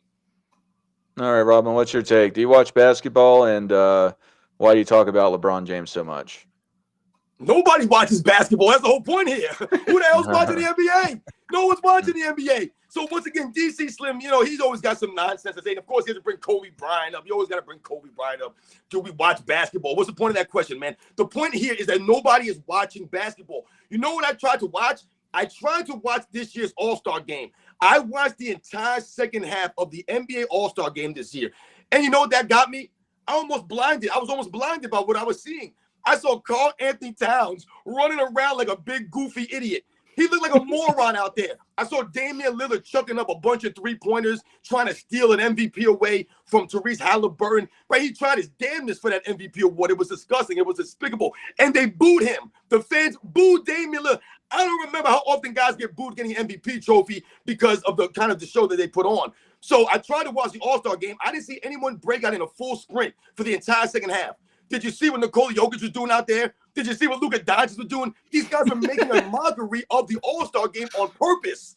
But he asked us if we watched the game, right? And that's supposed to be the All-Star game. Tried to watch it, can't do it. It's a joke, man. We all know that. They exposed themselves, right? It's really crazy when he talks about, we're talking too much about LeBron James, because that's just the point here, my man. The problem is we're battling against the mainstream media. The YouTube content creators, we're fighting an uphill battle against a lot of these idiots. Look at these morons in the chat. You have guys like Nuggets fan and some of these other idiots. They talk all kinds of narratives and nonsense. They have no videos on their channels. They can never break down a game to you and explain the game back in the day. But they have all these opinions, all this time for comments. Never make a video of these guys. These are the LeBron James fans. They're bots. They're not real fans of basketball. The reason that we're making videos, the reason we're talking about the narratives is because we cannot allow this to stand. That's the whole point here. They're trying to rewrite the history. If you don't respect that, then something's wrong with you guys. That's the problem here. You guys are not part of the solution. We're not just talking about LeBron James and hating on him. I could give a damn about this man personally. Everything I talk about on my channel is about the lack of intangibles, the lack of heart, the lack of grit, the lack of leadership, the lack of sportsmanship, the lack of class, the integrity that he's carried himself with, forming super teams, load managing, flopping around, never working on his game, still airballing free throws in year 21, man, still standing around on defense. All of these things have exposed LeBron James as a fraud. Now he's under suspicion. He tells us to keep that same energy. He tells us he plays it as zeros on the clock, yet he walks off the court with 3.5 minutes to go. What are you talking about, fools? They're lying right before our eyes. We're not allowing Nick Wright to run the show. Absolutely not. I'll be damned. Real quick, I want to say something too to piggyback on that. We're gonna let E-Man on real fast. Okay. All right. Yo, can you hear me? Yep. Yo, what's good, y'all? How y'all doing today? Good. Doing E-Man, good. How you doing, good. man? Do you have a question for an individual or the panel?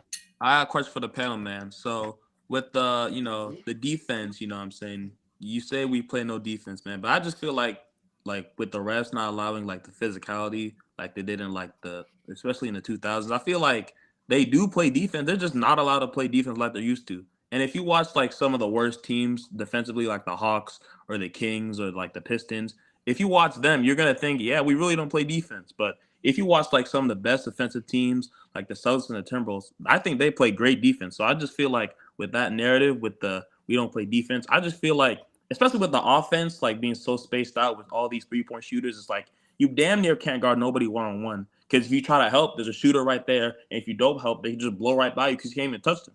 So how do y'all feel about that? All right. All right, Robin, you want to start first? E-Man, I'm just going to put you on mute until thing because I just don't want it to devolve into a back and forth. And then once everyone's saying something, you got a chance to say something. All right. All right. All right. Yeah, I'll just go real quick. I just want to say something real quick to that. My whole thing when we talk about defense as it pertains to this era and past eras, what you're highlighting is right, the lack of physicality. Why physicality is not allowed in the game anymore. Absolutely, they changed the rules for the physicality. My stance, and I believe a lot of people's stances who have grown up watching other eras, previous eras, is the effort and the lack of consistent effort on a nightly basis that we see from the players.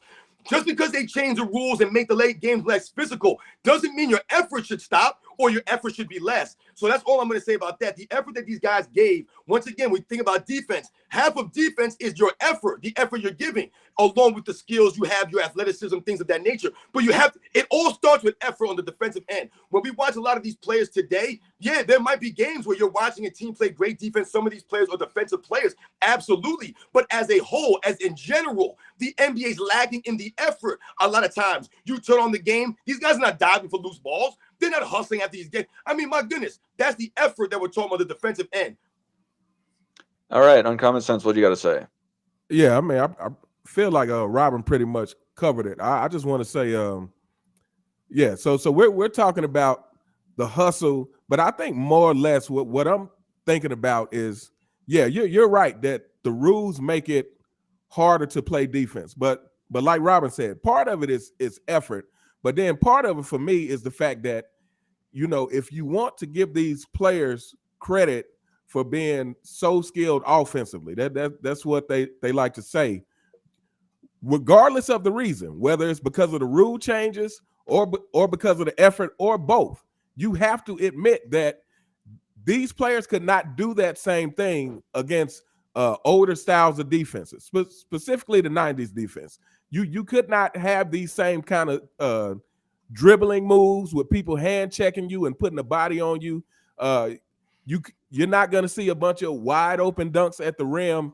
So to me, like I said, whether you're talking about the rules changing or the effort, the bottom line is you cannot give these players the stamp of having more skills offensively when both the rules have changed and just the culture we live in.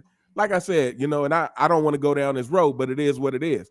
To me, these players just aren't as passionate about the game as players used to be. To me, you cannot make an argument for it, like I said, when it seems like players are looking for more reasons to play less. They're looking, at one point they were talking about shortening the season.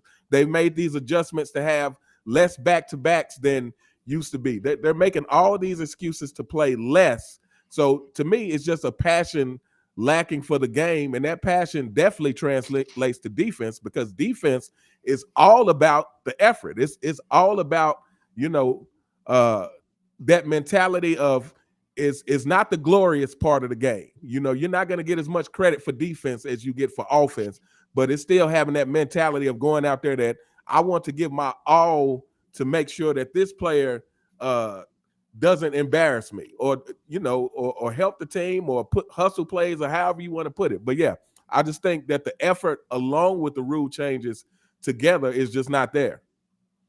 Real fast, Roland Curtis has super chatted. He super chatted to me. You guys can always just split my super chats evenly. The biggest false narrative is that LeBron James belongs in the GOAT debate with Michael Jordan.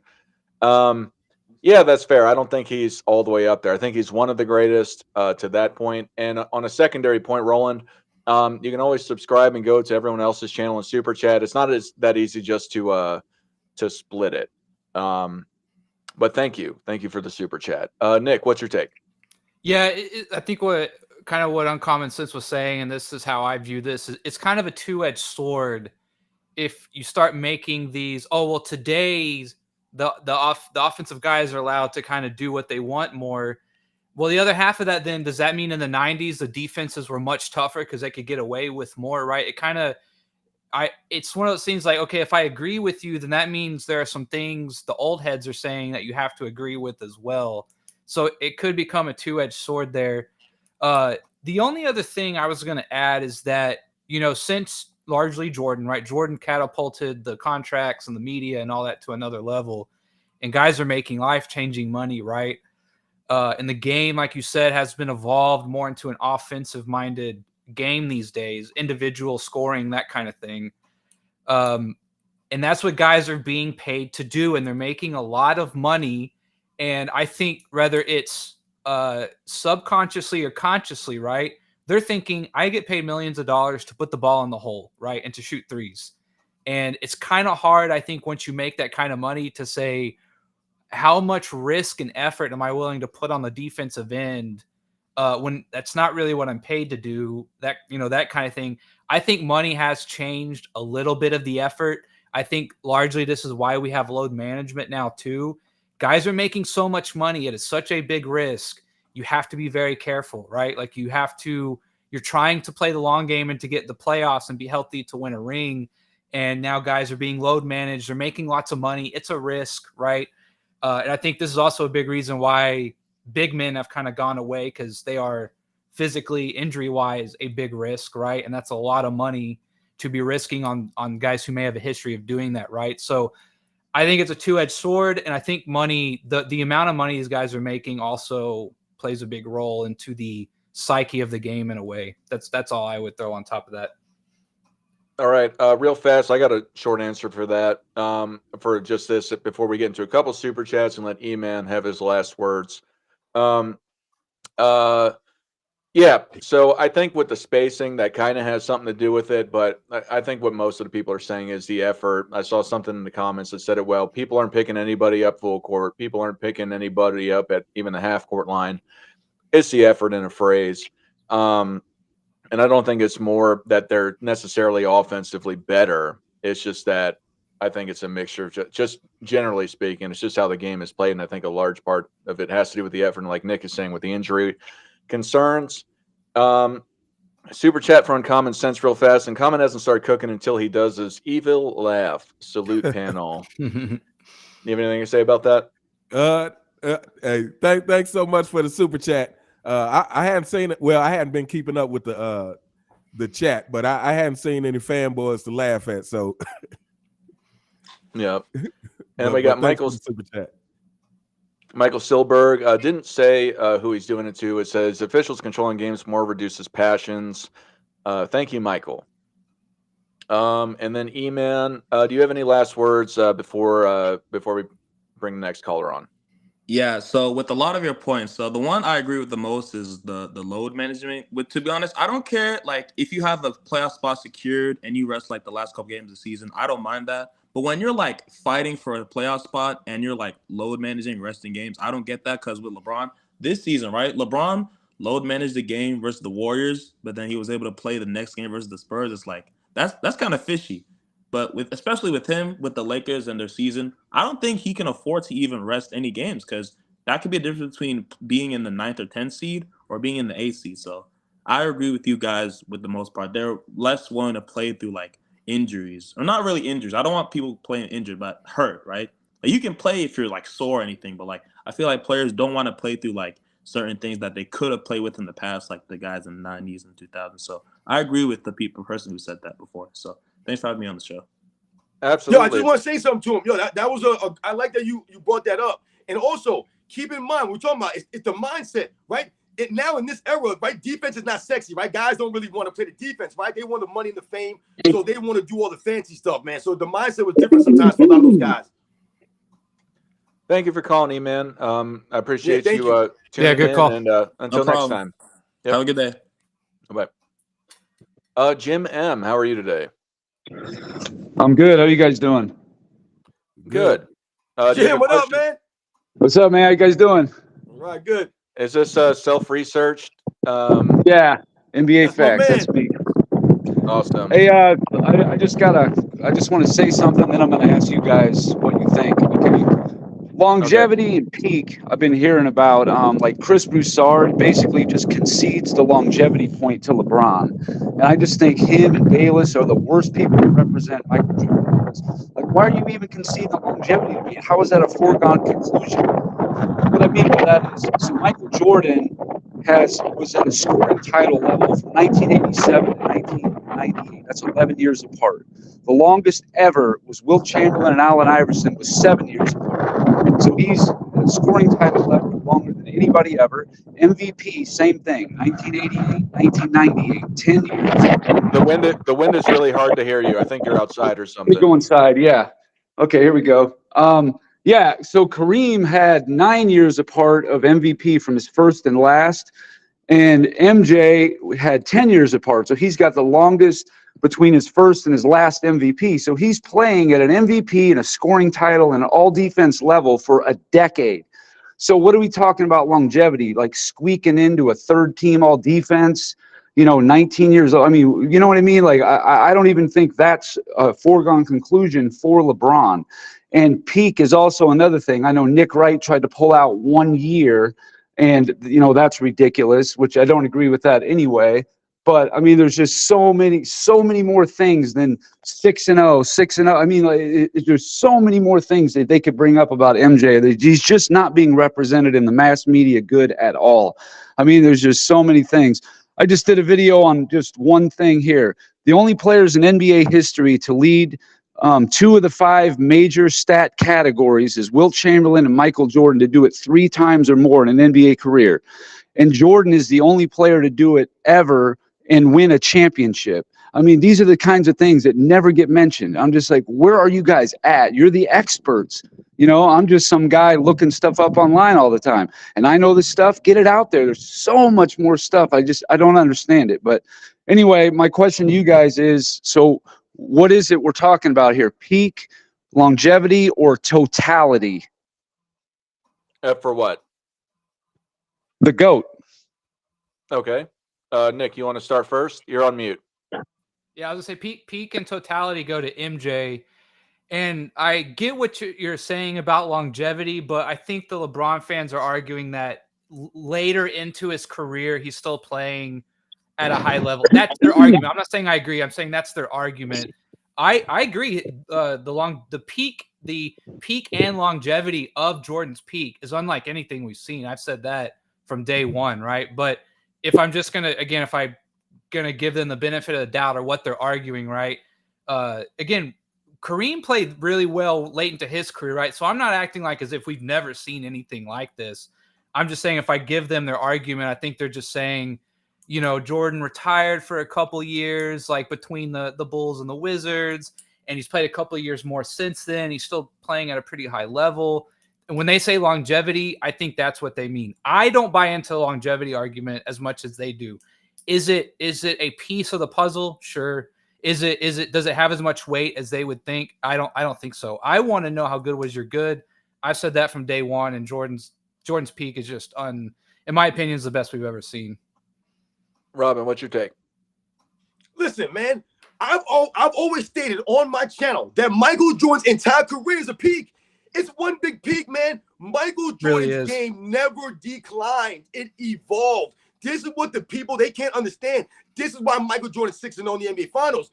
Like my man Jim said, this is why he's the only player in NBA history to win an MVP in the beginning of his career, the middle of his career, and the end of his career. Because Michael Jordan's game never declined. It always evolved. How do you think, or you can explain, leading the league in total points as a rookie, and then literally almost essentially leading the league in points per game your entire career? Meanwhile, being on the first team all defense simultaneously. How do you think you can explain this? Well, quite simply, Michael Jordan was what? He was great on both ends at a high level. He was consistent. He was at his peak on both ends. There was no drop off from Michael Jordan where you were like in the second three-peat, he didn't lead the league in scoring or he wasn't on any of the all defensive teams, right? He was always there. He was consistent. Once again, Michael Jordan developed an overall offensive game. He didn't need to dominate the basketball. He could move without the basketball, come off of screens, the backdoor cuts, the give and goes, all right? This is what Michael Jordan could do. He could work you in the post. This is why his game never declined. LeBron James' longevity is all smoke screens and mirrors. It's not there, especially when you think about Michael Jordan. It's not there. He has not won an MVP in his 30s. In his 30s. I mean, my goodness, when you just say it out loud, that's insane. He's 39 years old. So what that shows you is he has not won an MVP in 10 seasons. So when they talk about his peak and his longevity, he hasn't been obviously at peak LeBron James in a very long time. Meanwhile, Michael Jordan was able to win again in 96 and in 1998, right? And we could all probably say that he probably would have won again in 1999 if he came back for that other season. So once again, LeBron James' longevity does not hold up to Michael Jordan. We think about the all defensive teams. You're telling me, like my man Jim said, you can't even squeeze out an all defensive third team? You couldn't even squeeze that out in 10 seasons. Hasn't made an all defensive team in his 30s. So where's the durability at? Where's the longevity? It's not there. He has not been consistent on the defensive end. That's why he doesn't make an all defensive team. And look at his all NBA selections. He's had several all NBA third teams and all NBA second teams. Michael Jordan didn't have no time for all NBA second teams or third teams. The only all NBA second team he made in his career was his rookie season. And you know the crazy thing about that was he made that when there was no all NBA third team.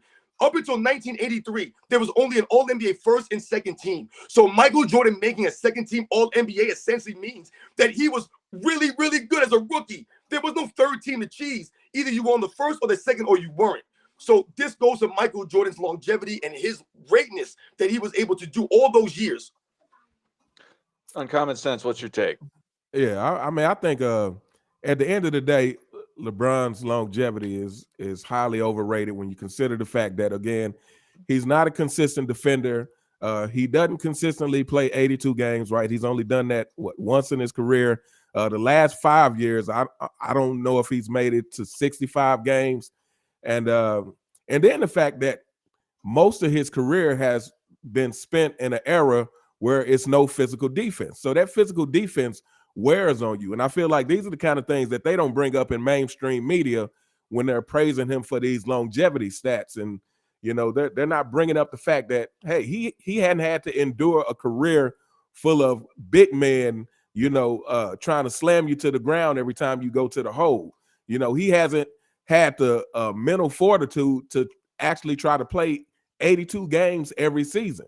You know, he load manages, and again, he's inconsistent. So to me, it's when they talk about this, all of these things need to be brought up in reference to his longevity. So yeah, I think LeBron's longevity is highly overrated.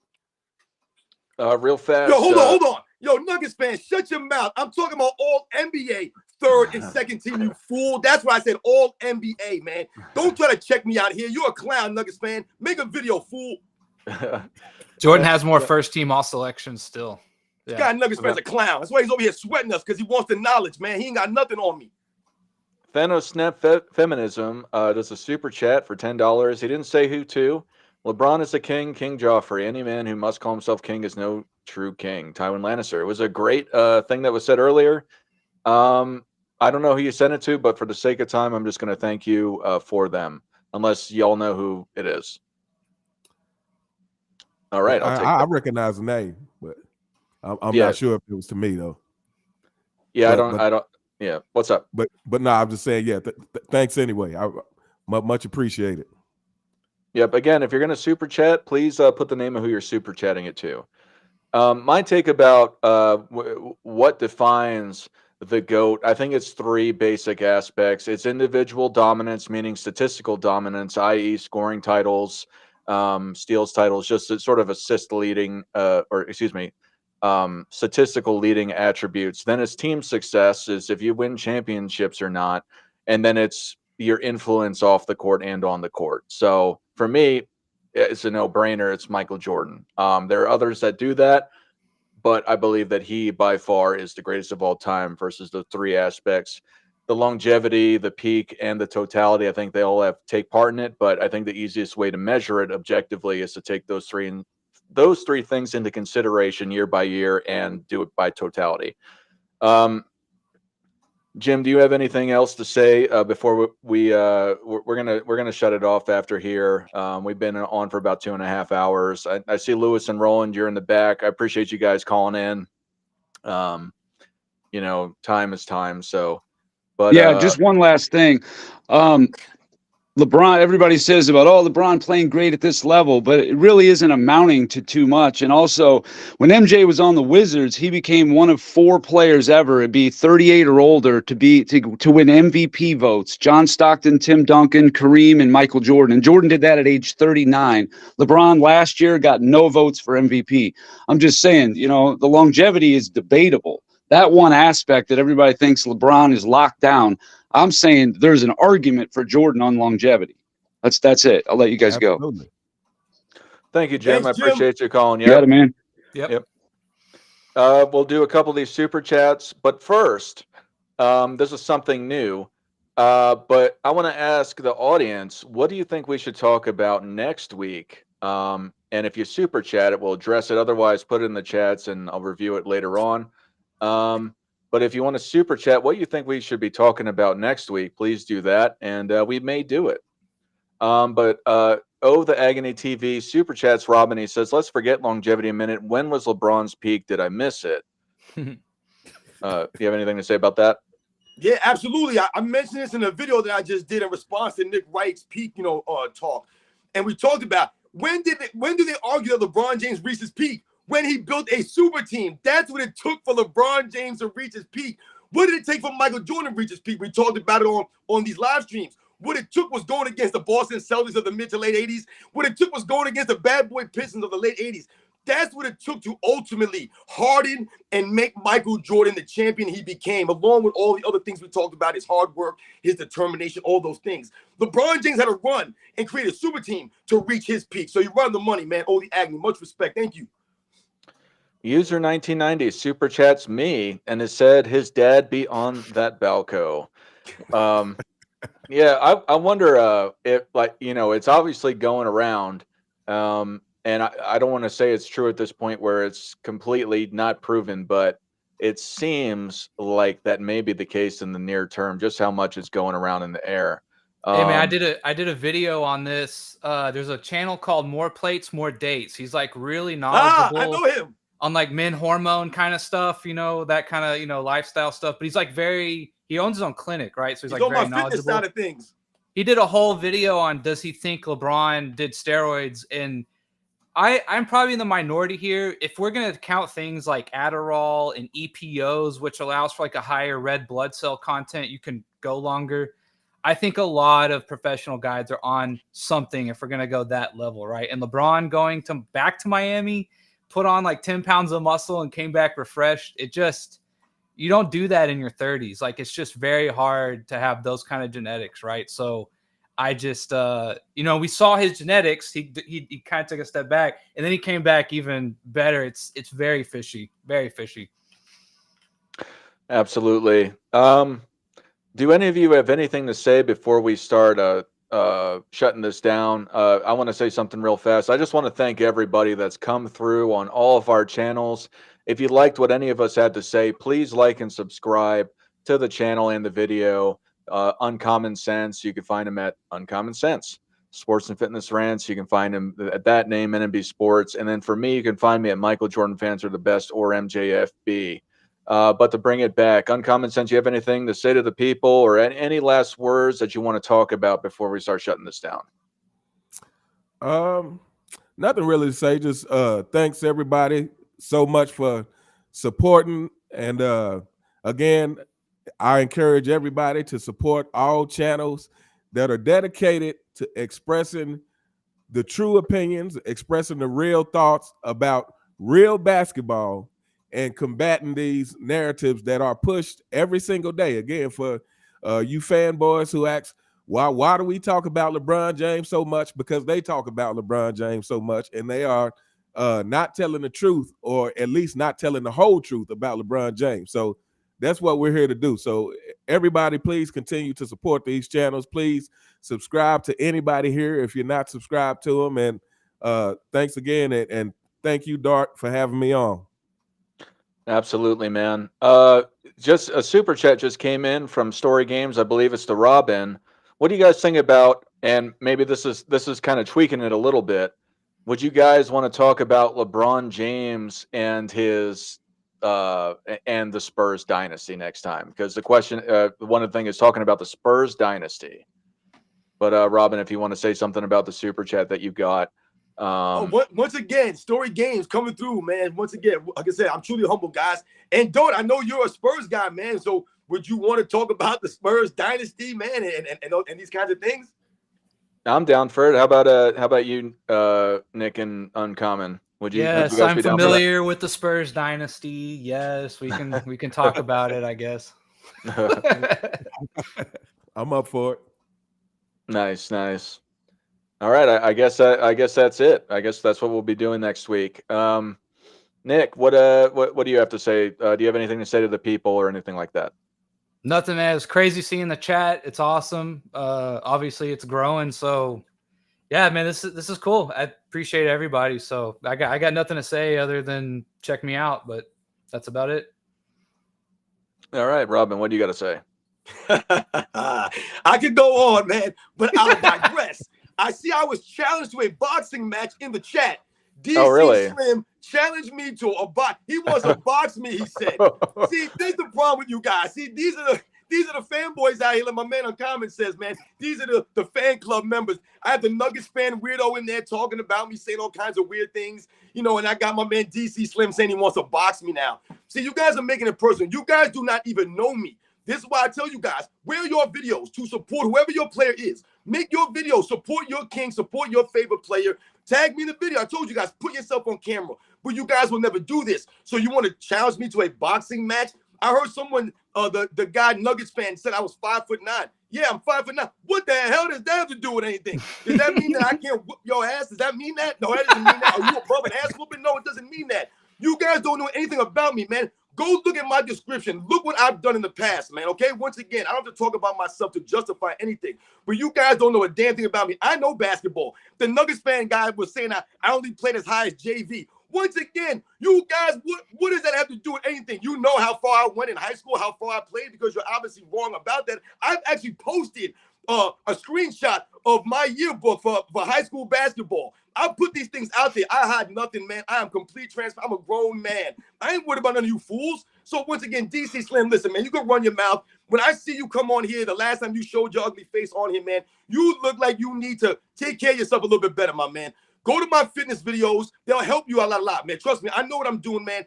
Go look at my fitness videos and help yourself further, man. We're not here to box, man. I'm here for the facts. All the people in the chat, everyone who's donated to us today, I've never seen the live stream go like this, where Dart's constantly stopping to talk about another super chat that somebody has sent in. I am truly humbled, man, for real. Thank you, everyone standing up. Like I said, setting the record straight, man. See, look at DC Slim. He says, I'm emotional, but he said he wants to box me. Who's more emotional? The guy who wants to fight me over the internet? You sound like an idiot, DC. But once again, thank you, Doc. Yep, I want to thank you. What's up, Nick? Spurs on three said LeBron fans are planning hits now. Well, now just a sidebar before I shut this off. Last time I came on to another channel and I was talking some stuff, and they said if I ever go to Miami that I'll be 10 of his friends. This was the host of the show, said that they'll catch me, and and I'm like, dog, you're in your mid-40s talking about fighting. Like, come on, man. Like, these dudes are the most soft, feminine fools I've ever encountered in my life, man. These guys don't got no male energy coming off them. They don't know what it takes to be a real man. This is why they don't respect the true values of honor, integrity, class, right? Having some grit and some heart. They don't respect those things. Yeah. If fanboys, please, like, if you can't just talk about basketball without getting so worked up that you want to get physical, like you need to check yourself. That's a serious problem. This is why I laugh at you, because it's just totally ridiculous. Like we're talking basketball, and you are so tied up into whatever player. Most times it's LeBron James, but you're so emotionally tied and invested. It's like, yeah, that you actually ready to get physical over it. You know, that's something. Well, you know, all I can say, you know, you play stupid games, you win stupid prizes. Yeah. But Word. But this is a great live stream. I think everyone can agree in the chat, on the panel. Absolutely amazing. Thanks for showing the love with the super chats and just your presence, commenting, and sharing your perspectives along with the world. We have a special spot for you on the right side of the screen, so everyone that rewatches this and everyone that's watched from all of our channels together can see what everyone has to say for the supporters of each individual channel. It was great, guys. Thank you again for coming. Hey, thanks again, man. Thank you. Yeah, definitely, Dark. And tune in next week as we talk about the Spurs, and we'll narrow down it from that, possibly the Spurs and LeBron James. And for everyone, Michael Jordan fans are the best.